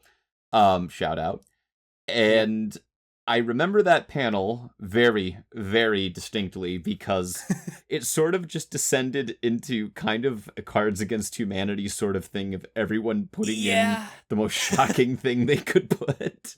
Yeah, and a lot of people were pretty drunk. Oh, it was kind of my fault. I brought alcohol. I was feeding people alcohol. At a certain point, I think at a certain point, Charlie and Michelle came up as the people we had to match with, and they mentioned not knowing any millennial or Zoomer terminology. And me, with admittedly a few drinks in me at that point, I went, okay, I got it. So I go in, scribble down, and I put Skibbity Toilet as an answer. Oh my gosh. And then I answered Skibbity Toilet again at a certain There you go. As you should. But no, it was a great time. Nothing ever makes me feel more part of like a family than sitting at a table of 8, 9, 10 of my friends and just shooting the shit. The alcohol definitely helps, but that's not a required element. No peer pressure there. But because Ban was sitting next to me and we were having a ball, but he did not drink any. He didn't drink anything. But it blast of a panel. It was great to be part of that. Everything I said was getting. I know you were the person we were matching with at one point, Maynard. Yeah. How was that? Yeah, I was one of the first people up there. Yeah. It was interesting because like after the first 2 rounds, I was like, okay, this isn't gonna be like you put it very well in that this has just turned into who could put Cards the most Against Humanity. Right, who could say the most shocking thing. Yep. Which it worked. It was fun. I could not have been happier to have been a part of it. I hope Taylor has me again. He seemed overjoyed with my presence on it, and I was like, okay, I guess I said funny things. But always a pleasure to be invited to any kind of like ensemble cast panel like that, because it's an honor and a pleasure to be with all of those people that are my friends to do that. And to annoy the con chair and the con chair's partner as well. That's an added bonus. But oh man, they're great. Great panel. They're great. Yeah.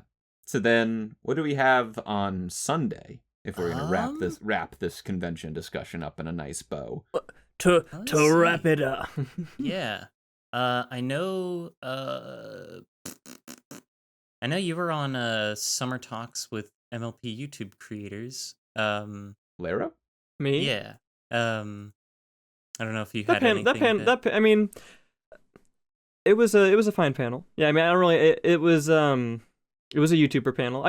Actually, I will say this. I'll bring this up. One person I didn't expect to talk to so much during that convention, who I ended up talking to actually quite a bit, was Silverquill. Me and Silverquill got along really well. And we were talking quite a bit. And now we've got like this running joke that he's just me in the future. Oh yeah, that started at that panel, didn't it? Or was it a? It might have been that panel, I think, but it was really funny, and I think it's great. Yeah, Silver will always be one of the best lads in this fandom. Oh, he's fantastic. Truly. But then I think unless you had anything you wanted to talk about, Thoth, I'll summarize. Okay, any rapping thoughts? Ooh, I see what you did there. I'll note it real quick. I was on the I helped co-moderate the Jackbox Guest of Honor finals, which was a lot of fun. Stuff. Yeah, that was a lot of fun. I got to work on the same stage as Jim Miller, Ellie Ray, and Tabitha St. Germain, which is a lot of energy. Energy at that table, but it was a pleasure to do that. Hazmat and the entire video game the gaming department at Whinny Insider Fest, that seems to be, they seek me out to co-moderate those every time now, and that's an honor to be considered like someone that they want that presence for each time. And it was a blast. if I'll note any specific moment I loved from it, there's an old thing from Star Wars, the original Star Wars back in the day, like a behind the scenes thing where George Lucas, who one of his common directions that were very unhelpful when they were producing that movie was faster, more intense, and like a line reading. Oh. And I remember at one point when we were making jokes in the Jackbox panel about like unhelpful direction, because you had Katrina Hadley, who was the director on a lot of Equestria Girls stuff, and Jim Miller, who was a director on a lot of the Pony stuff, the Friendship is Magic. They were both making director jokes and like unhelpful direction jokes. And I threw in at one point, I said faster.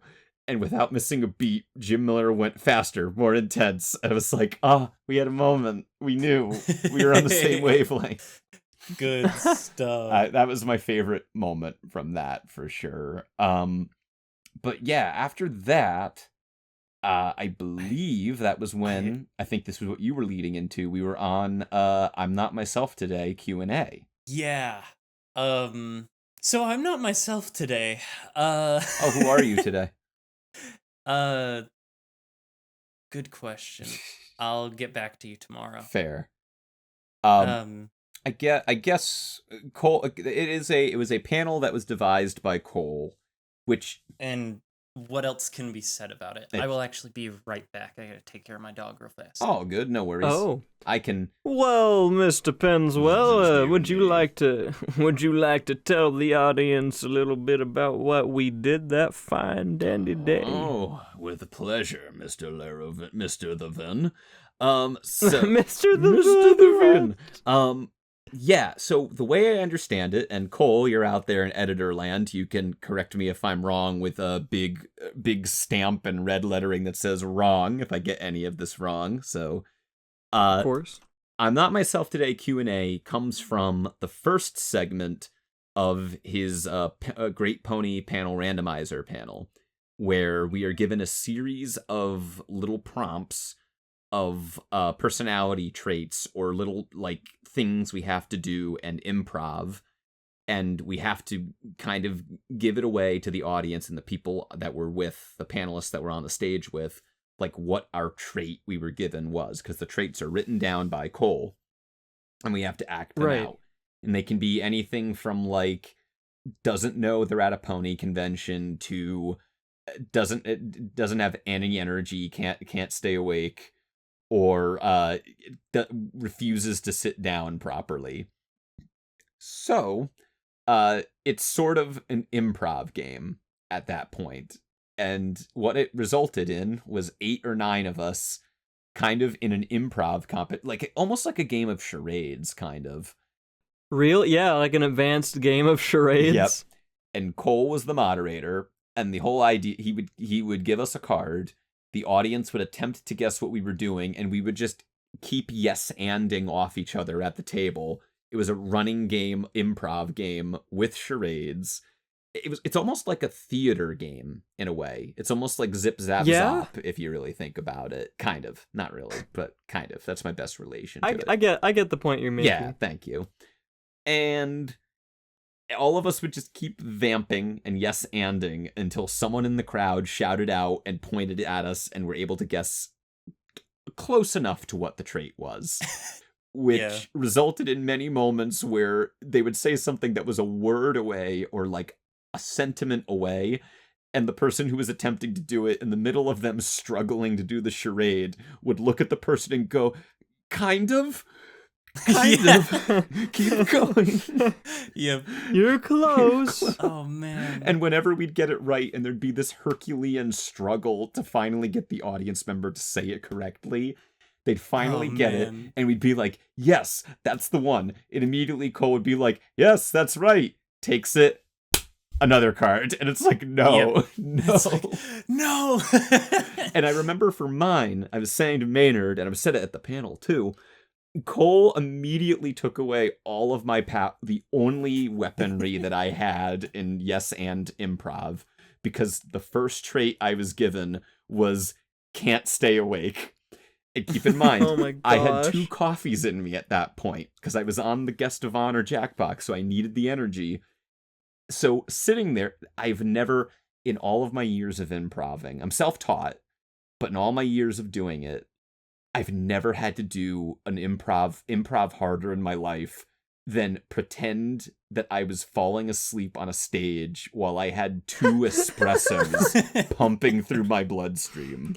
Oh my I gosh. cannot tell man. you how difficult that was. That's the hardest, one of the most difficult things I've ever done on a stage. But it was a blast. I had a great time on that. Oh yeah. Heck yeah. Especially sitting next to y'all at the other end of the table. We got plenty of little back and forths. Yeah. Oh man. It was good. It was a good time, and I thought it was like, I was exhausted by the end of it Yeah. because I had all the freaking active ones. Yeah. It was like I think it was like The one where you were I know- dancing. yeah, so there was one where I had to constantly can't stop dancing. Yeah. And that was paired with probably the worst one for me is constantly fighting a Jekyll and Hyde Yes. battle. Oh my And gosh. I was like, how do I do? So what I started doing, and it ended up ultimately being my downfall, but was having the alternate, personality trying to take over be one of the other cards, because I'm like, how do I constantly keep dancing while also flipping between 2 different personalities? That's tough. Like how do I do this? That's like that old thing where you can't. People struggle to rub your forehead and rub your chest at the same time. Oh yeah, It's like that. It's like a mind game, you know. Oh man, but it was fun, and then the over exaggerated hand motions. Yes. So I was like, I think a lot of people in the audience just didn't know who I was, so maybe just thought I was that boisterous and energetic, because it took people forever to figure that out. Because someone said is doing hand motions, and I'm like, more like waving my hand frantically, like keep going. Oh, Hey. I'm so glad I got the singing one out of there. Oh my god, though. yeah.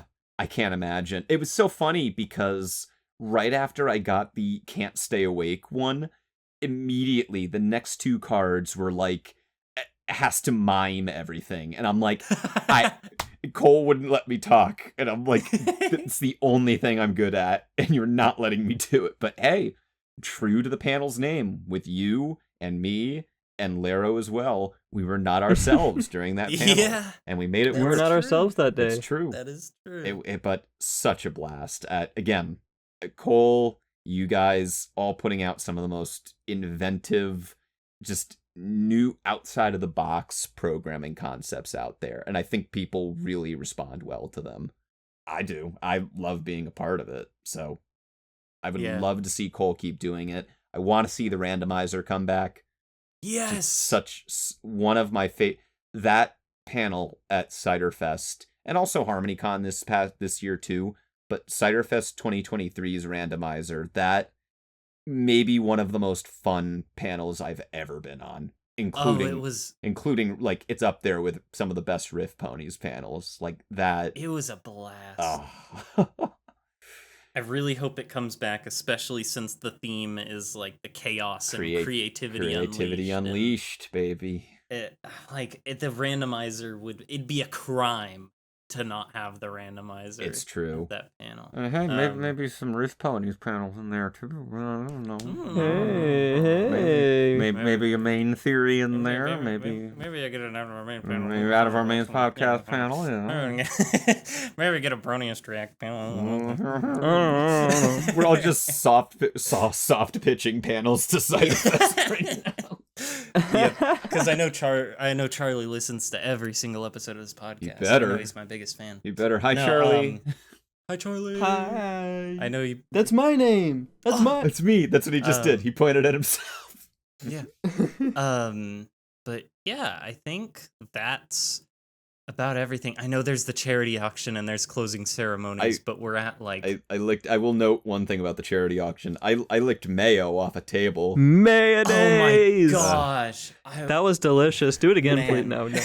Can I just say, when I came into that bit, when Vivid suggested it on the stage in that moment, and it wasn't just the prompting of it wasn't just, oh, Thoth is gonna do this.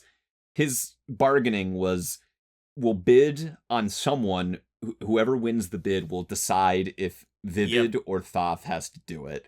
And going into that bit, I smiled and nodded and agreed. I gotta be honest, the moment he suggested it, I went, it's gonna be me. It's gonna be me. It's gonna be me. It's gonna be me. Yeah. I know how this bit goes, but it was. I could have easily said no. I did not say no, and it was a fun bit. I did not regret it. People seemed worried for a bit about me. I would have been more worried about Keyframe, who did the 10 scoops of mayo. God bless her. Yeah. God bless Cosmic Keyframe. One of the people I admire the most when it comes to content creation and working a crowd in a panel and an event in this community. So much respect for Keyframe. And everything she does for those charity auctions. But yeah, I just licked a little dollop of mayo off a table, and then I washed my mouth out with water. It wasn't like I said after I did it. It tasted like New Jersey, you know. There you go. So man, but yeah, and Vivid's reaction when the person who got to choose between you two, when the person said Thoth, Vivid's reaction was like priceless. He was the perfect pick to play Sombra. Yes. Oh my gosh. The giddy evil laughter was phenomenal. I always a blast. The charity auctions.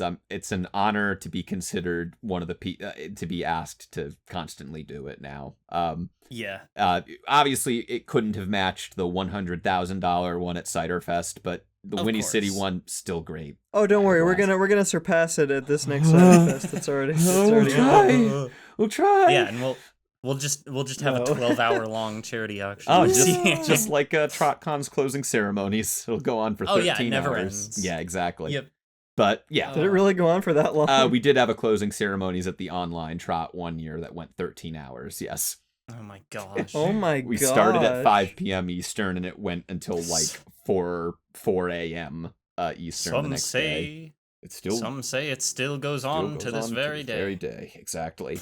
Wow. But yeah, other than that, after closing ceremonies, which went well, announced a whole bunch of details for Ciderfest and for next Whinny, which already planning to come back for, obviously going to be at Ciderfest, definitely planning to be at Whinny. All in all 3 days, we kept saying it, and when I say we, I kind of meant me and Cole, but y'all can speak to it as well as, programming organizers there. One of the smoothest conventions that I've run programming at. I never had a long tech issue. There was always room to breathe. I had time to go back up to the room and gather myself and get a drink or get a snack. I even had time on Friday to go to the mall across the street at one point with some friends. Just a really... That's the thing I like about Whinny. It's smaller than Ciderfest, but it's a lower stakes Ciderfest. And I really love it for that. The 30 minutes in between panels is handy. MVP. Oh my gosh. Yep. That was... Thank you, Charlie. Yep. and Hazmat and Luck Rock, too. They put together the event schedule. Mad props to them. Yep. It was wild talking to I was talking to Charlie Sunday night. Well, Cole was talking to him. I was there. But hearing him, I think Cole was the 30 minutes between panels is such a godsend. And Charlie's other conventions don't do that. Yeah, a lot of them do 15 minutes. Sometimes none. Sometimes no minutes. It just rolls into the next. To be fair, it allows more panels to happen. Certainly, yeah. At other conventions. Right, that's the trade-off. That was with HarmonyCon, there were 30 plus community guests. They kind of just had to do that to fit programming in. But it's definitely like you definitely notice it. Yeah. It's definitely a noticeable difference. But any other closing thoughts on Whinny? Otherwise, I've got 2 more questions for you, Thoth, and then we'll wrap up. Sounds. It took me until the second to last day to realize that Whinny City was a play on Windy City. Oh my gosh. Is that why you kept saying it? Yeah, I didn't realize. That why you kept... Windy City. And it was windy. Happens. True to its name. It was was windy during that weekend. It was a windy city. It was a windy city. TM. Yeah. But all right. Yeah, closing thoughts on Whinny City is it's very smooth. I got to spend time with all of the different friends that I wanted to spend time with, whether on panels or not. 13, 14 different panels, all of them. I had only positive things to say about every experience. But again, a lower stakes Cider Fest, and that's definitely a compliment. If you haven't been to Whinny City before, I can speak like Banquo, who I don't know if he'd been to Whinny City before. He even said that it was he loved it. And speaking as someone who came for the first time in 2022, it has become like a mainstay on my schedule for me. Like, I make sure I go to Whinny City now, and it's a blast. I love the area around it, the mall, the food in the area. Oh yes, it's great. The free parking's great. A really fun convention weekend. The programming was great, the people were great, the food was great, the panels were great. Really, really solid convention. I don't have any critiques, really. Heck I only wish it lasted longer. Yeah. It was me and Laro's first Whinny City as well. And Cole's, I think. Yeah. And it was it was a blast. It was a fantastic convention. I hope to be able to return. I was gonna say, are you coming back next year? I really hope to. No, I don't want to. I don't want to. No, I think I'm done with pony conventions. Oh, are you too. leaving the fandom? I'm leaving the fandom. Oh, no. Guys, I'm put out leaving my the 30-minute fandom. video about all my problems with the pony fandom. Yeah. Number 1, Riff Ponies. Number 2, Thoth Penswell. Number 2, Thoth Penswell. Yeah. Number 3. Number 3, the Out of Our Mains podcast. Whoa, meta moment. Oh. Number 4, whoa. Oh yeah, Story of Undertale. That being said, Mr. Thoth, Oh no. I've got 2 more questions for you. No, put the spotlight back on Whinny City, please. No, go ahead. What's up? Question number 1. Yes. Who is best pony? Well, this might be an easy one for some people out there that know the lore. My favorite pony, best pony, is will always be Starlight Glimmer. Starlight Glimmer. Woo! Yeah, Starlight Glimmer, baby. Starlight. Starlight's my jam. Which one's that? It's the lilac one. Oh yeah. It's the one that is the element of magic. It's the one with the pet dragon. It's the one. Oh, gotcha. The one Yeah, the one with the yellow coat. Yep. And the orange and with the red hair. with the bacon hair. Yep. That's Starlight Shimmer or Twilight Glimmer Seafood or whatever. dinner. Yep, Seafood Dinner. Yep.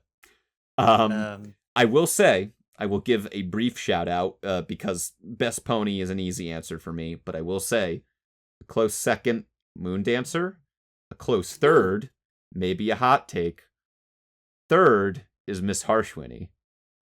Ooh, really? Miss Harshwhinny gives me joy. I love Miss Harshwhinny is pretty great. She is a delight. I wish there was more of her in the show and more fan art of her out there, because she is a delightful presence when she's on the show. You heard the man. Get on it, Get people. on it. Yeah. Get on more fan art. more Harshwhinny. Yeah, more Harshwhinny art, please. I order you. The Out of Our Mains podcast and Out of Our Mains guest Thoth Penswell demands it. Yep.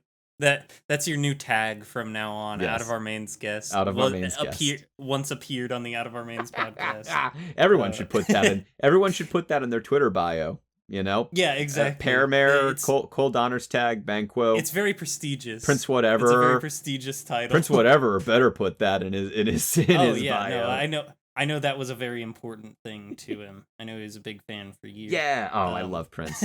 Shout out to Prince. No, yeah, Prince is great. And then my last question for you. This may be the most important question of all. All right. Have you heard of the Out of Our Mains podcast?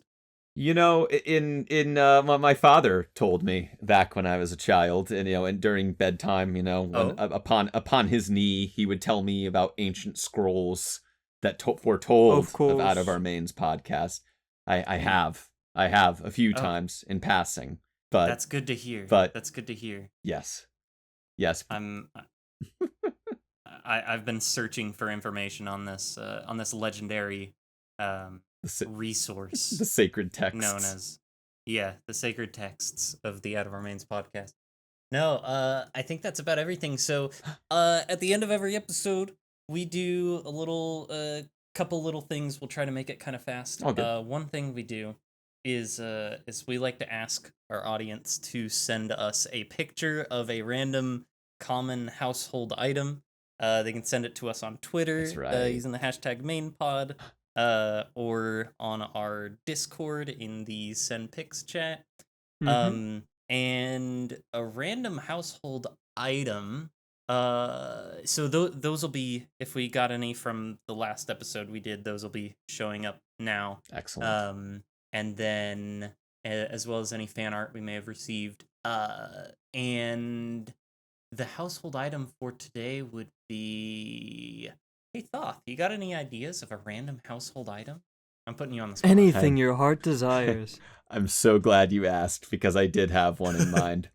Yes! So, a while back, there was an article that supposed that millennials do not know what a can opener is, and none of them own one. So, I would like all of you millennials, Zoomers, Gen Alphers, if you're old enough to tip-a-tap on the touchscreen out there at the restaurant with your parents, or if you're a boomer and also are gonna tippy-tap on the iPad at the restaurant with your parents, maybe, I want you to take a photo of your can opener, if you have it in your house, and send it to the Out of Our Mains pod. Or, alternatively, if you don't have a can opener, send whatever instrument you use to open a can in your house if you are a Zoomer or millennial like me or us and don't own a can opener. So, that's what I say. Is mayonnaise a can opener? No, Laro. Mayonnaise is not a can opener. I'm terrified. Horseradish is not a can opener either. I was waiting for it. There it is. I'm terrified for the person that takes a picture of their teeth. Oh no!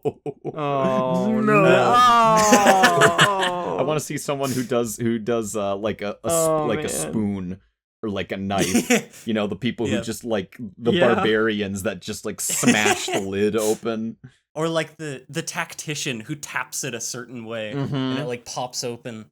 Or the can opening wizardry. Or the big bologna. Have you ever seen the big bologna?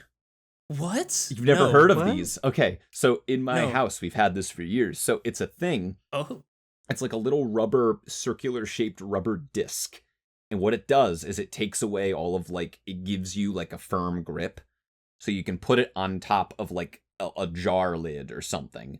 If it's on too tight and you can't get it off with your bare hands or you're losing grip, you take this rubber thing that is a disc-shaped rubber thing. It looks kind of like a slice of bologna, and you put it on it, and it supposedly, in theory, it gives you grip.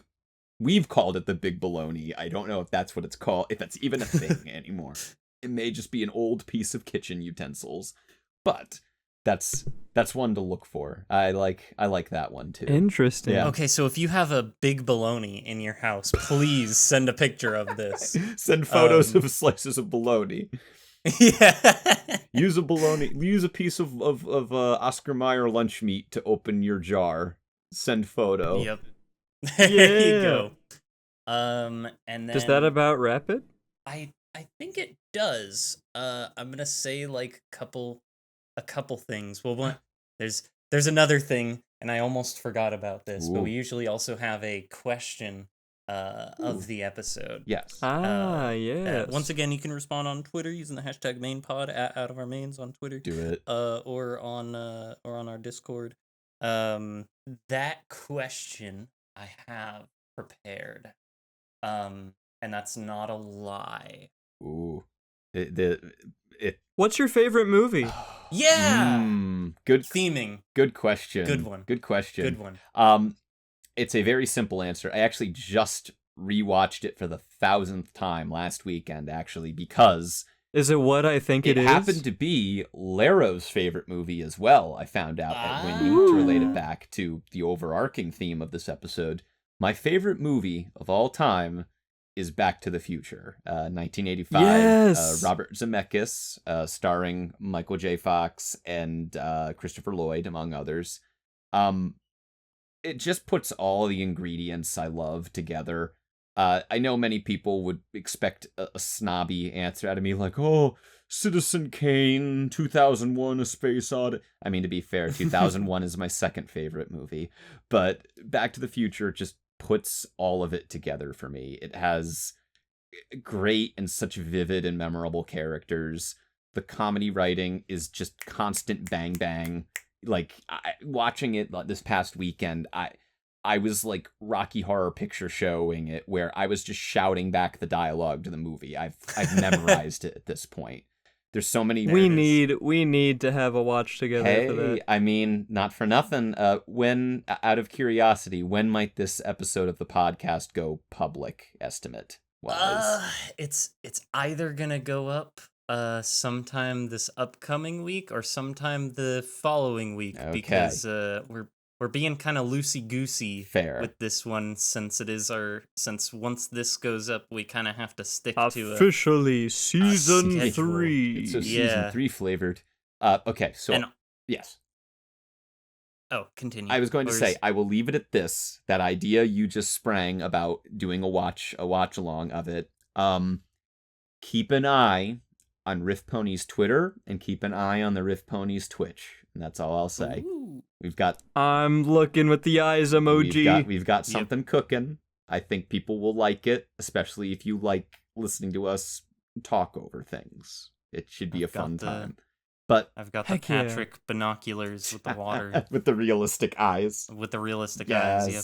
Oh, I could talk about SpongeBob with you guys all day long, too. The SpongeBob SquarePants movie. Let's go. Oh, man. Cinematic masterpiece. Yes, I can't. It's coming out. Sorry. It's coming out on 4K later this summer, and I'm absolutely buying it. Yeah, I have to. Is it really? It is. They're releasing it on 4K. Oh, that's beautiful. I can't wait. But what about Fred 3, Camp Fred? Still stuck on DVD. When is that coming to 4K? Funny, I gave away the last copy of it at Whinny City. No! Yeah. No, I still have a DVD copy of it. Maybe I'll auction it off at Cider Fest. But anyway, the return. But anyway, getting back to the point at hand.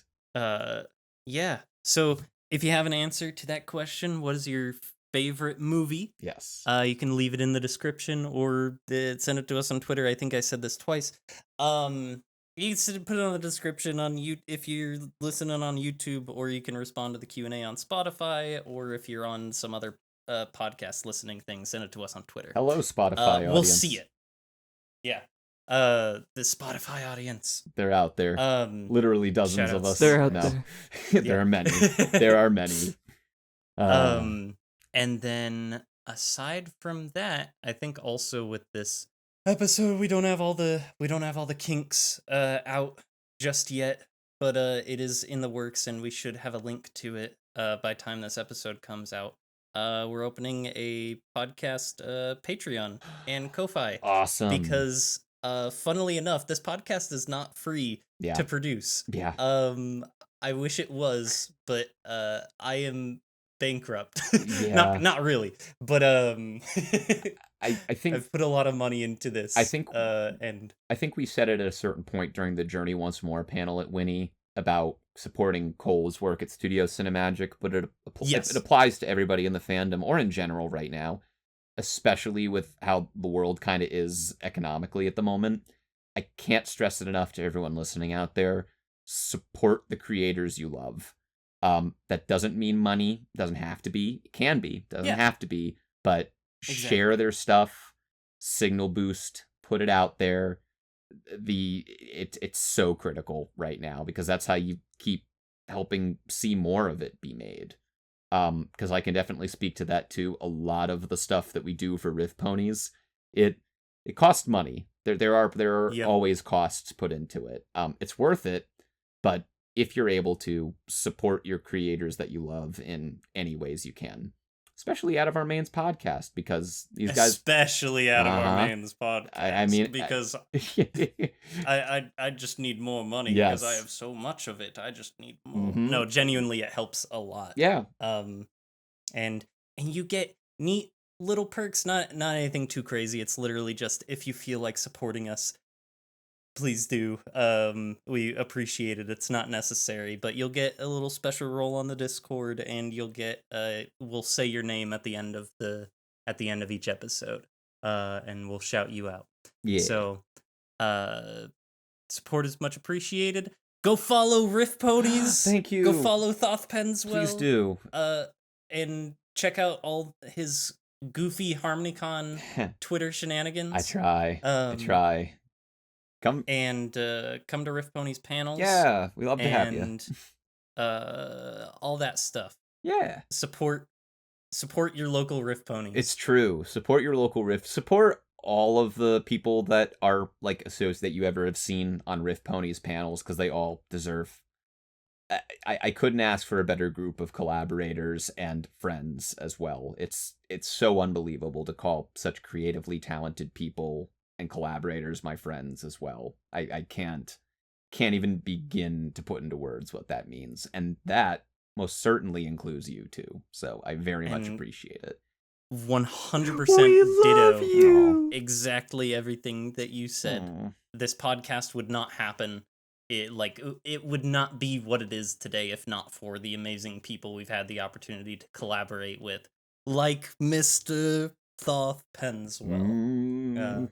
I try. We're really grateful But for you enough coming of this ego stroking. It was a pleasure. It was a pleasure. And, the pleasure is all mine. This was a blast. I could talk to you guys for 4 more hours if needed. Oh, we totally could, but I don't want. I think Cole's this already gonna die. is this the longest episode or one of the longest episodes? It might be one of. Of course, I'm on the longest episode of Out of Our Mains. Hey, Cole. It's over 2 hours long. Cole, out there in editor land. Cole, please put on the screen what feeling you're feeling right now editing this with an emoji. It could be any emoji you like. Put it on the screen. Put an emoji that represents how you feel right now, and also your favorite Family Guy funny moment. Yes. No. Exactly. Do it. And with that, thank you, every pony. Yeah, thank you so much. Thanks for watching, everybody. Any last thoughts, Thoth? I love all of you. Thank you for allowing me to get to this point where I can have a conversation with these two incredible folks here and talk about the content we've made and the amazing weekends we've had at cons. This fandom is my family, and you guys are part of my family out there, and everyone out there listening is part of it too. And I wouldn't be here without you all. So thank you very much. Thanks for having me. And go follow Riff Ponies on Twitter and on Twitch, and go to HarmonyCon, that one too. Yeah. Anyway, I'm Thoth Penswell. That's me. That's my story. Bye-bye, I'm everybody. Lara Von Banana. Everybody. I'm Mr. Someone, and you're watching Disney Channel. Bam, bam, bam, bam, bam, bam, bam. Bye, everybody. We love you.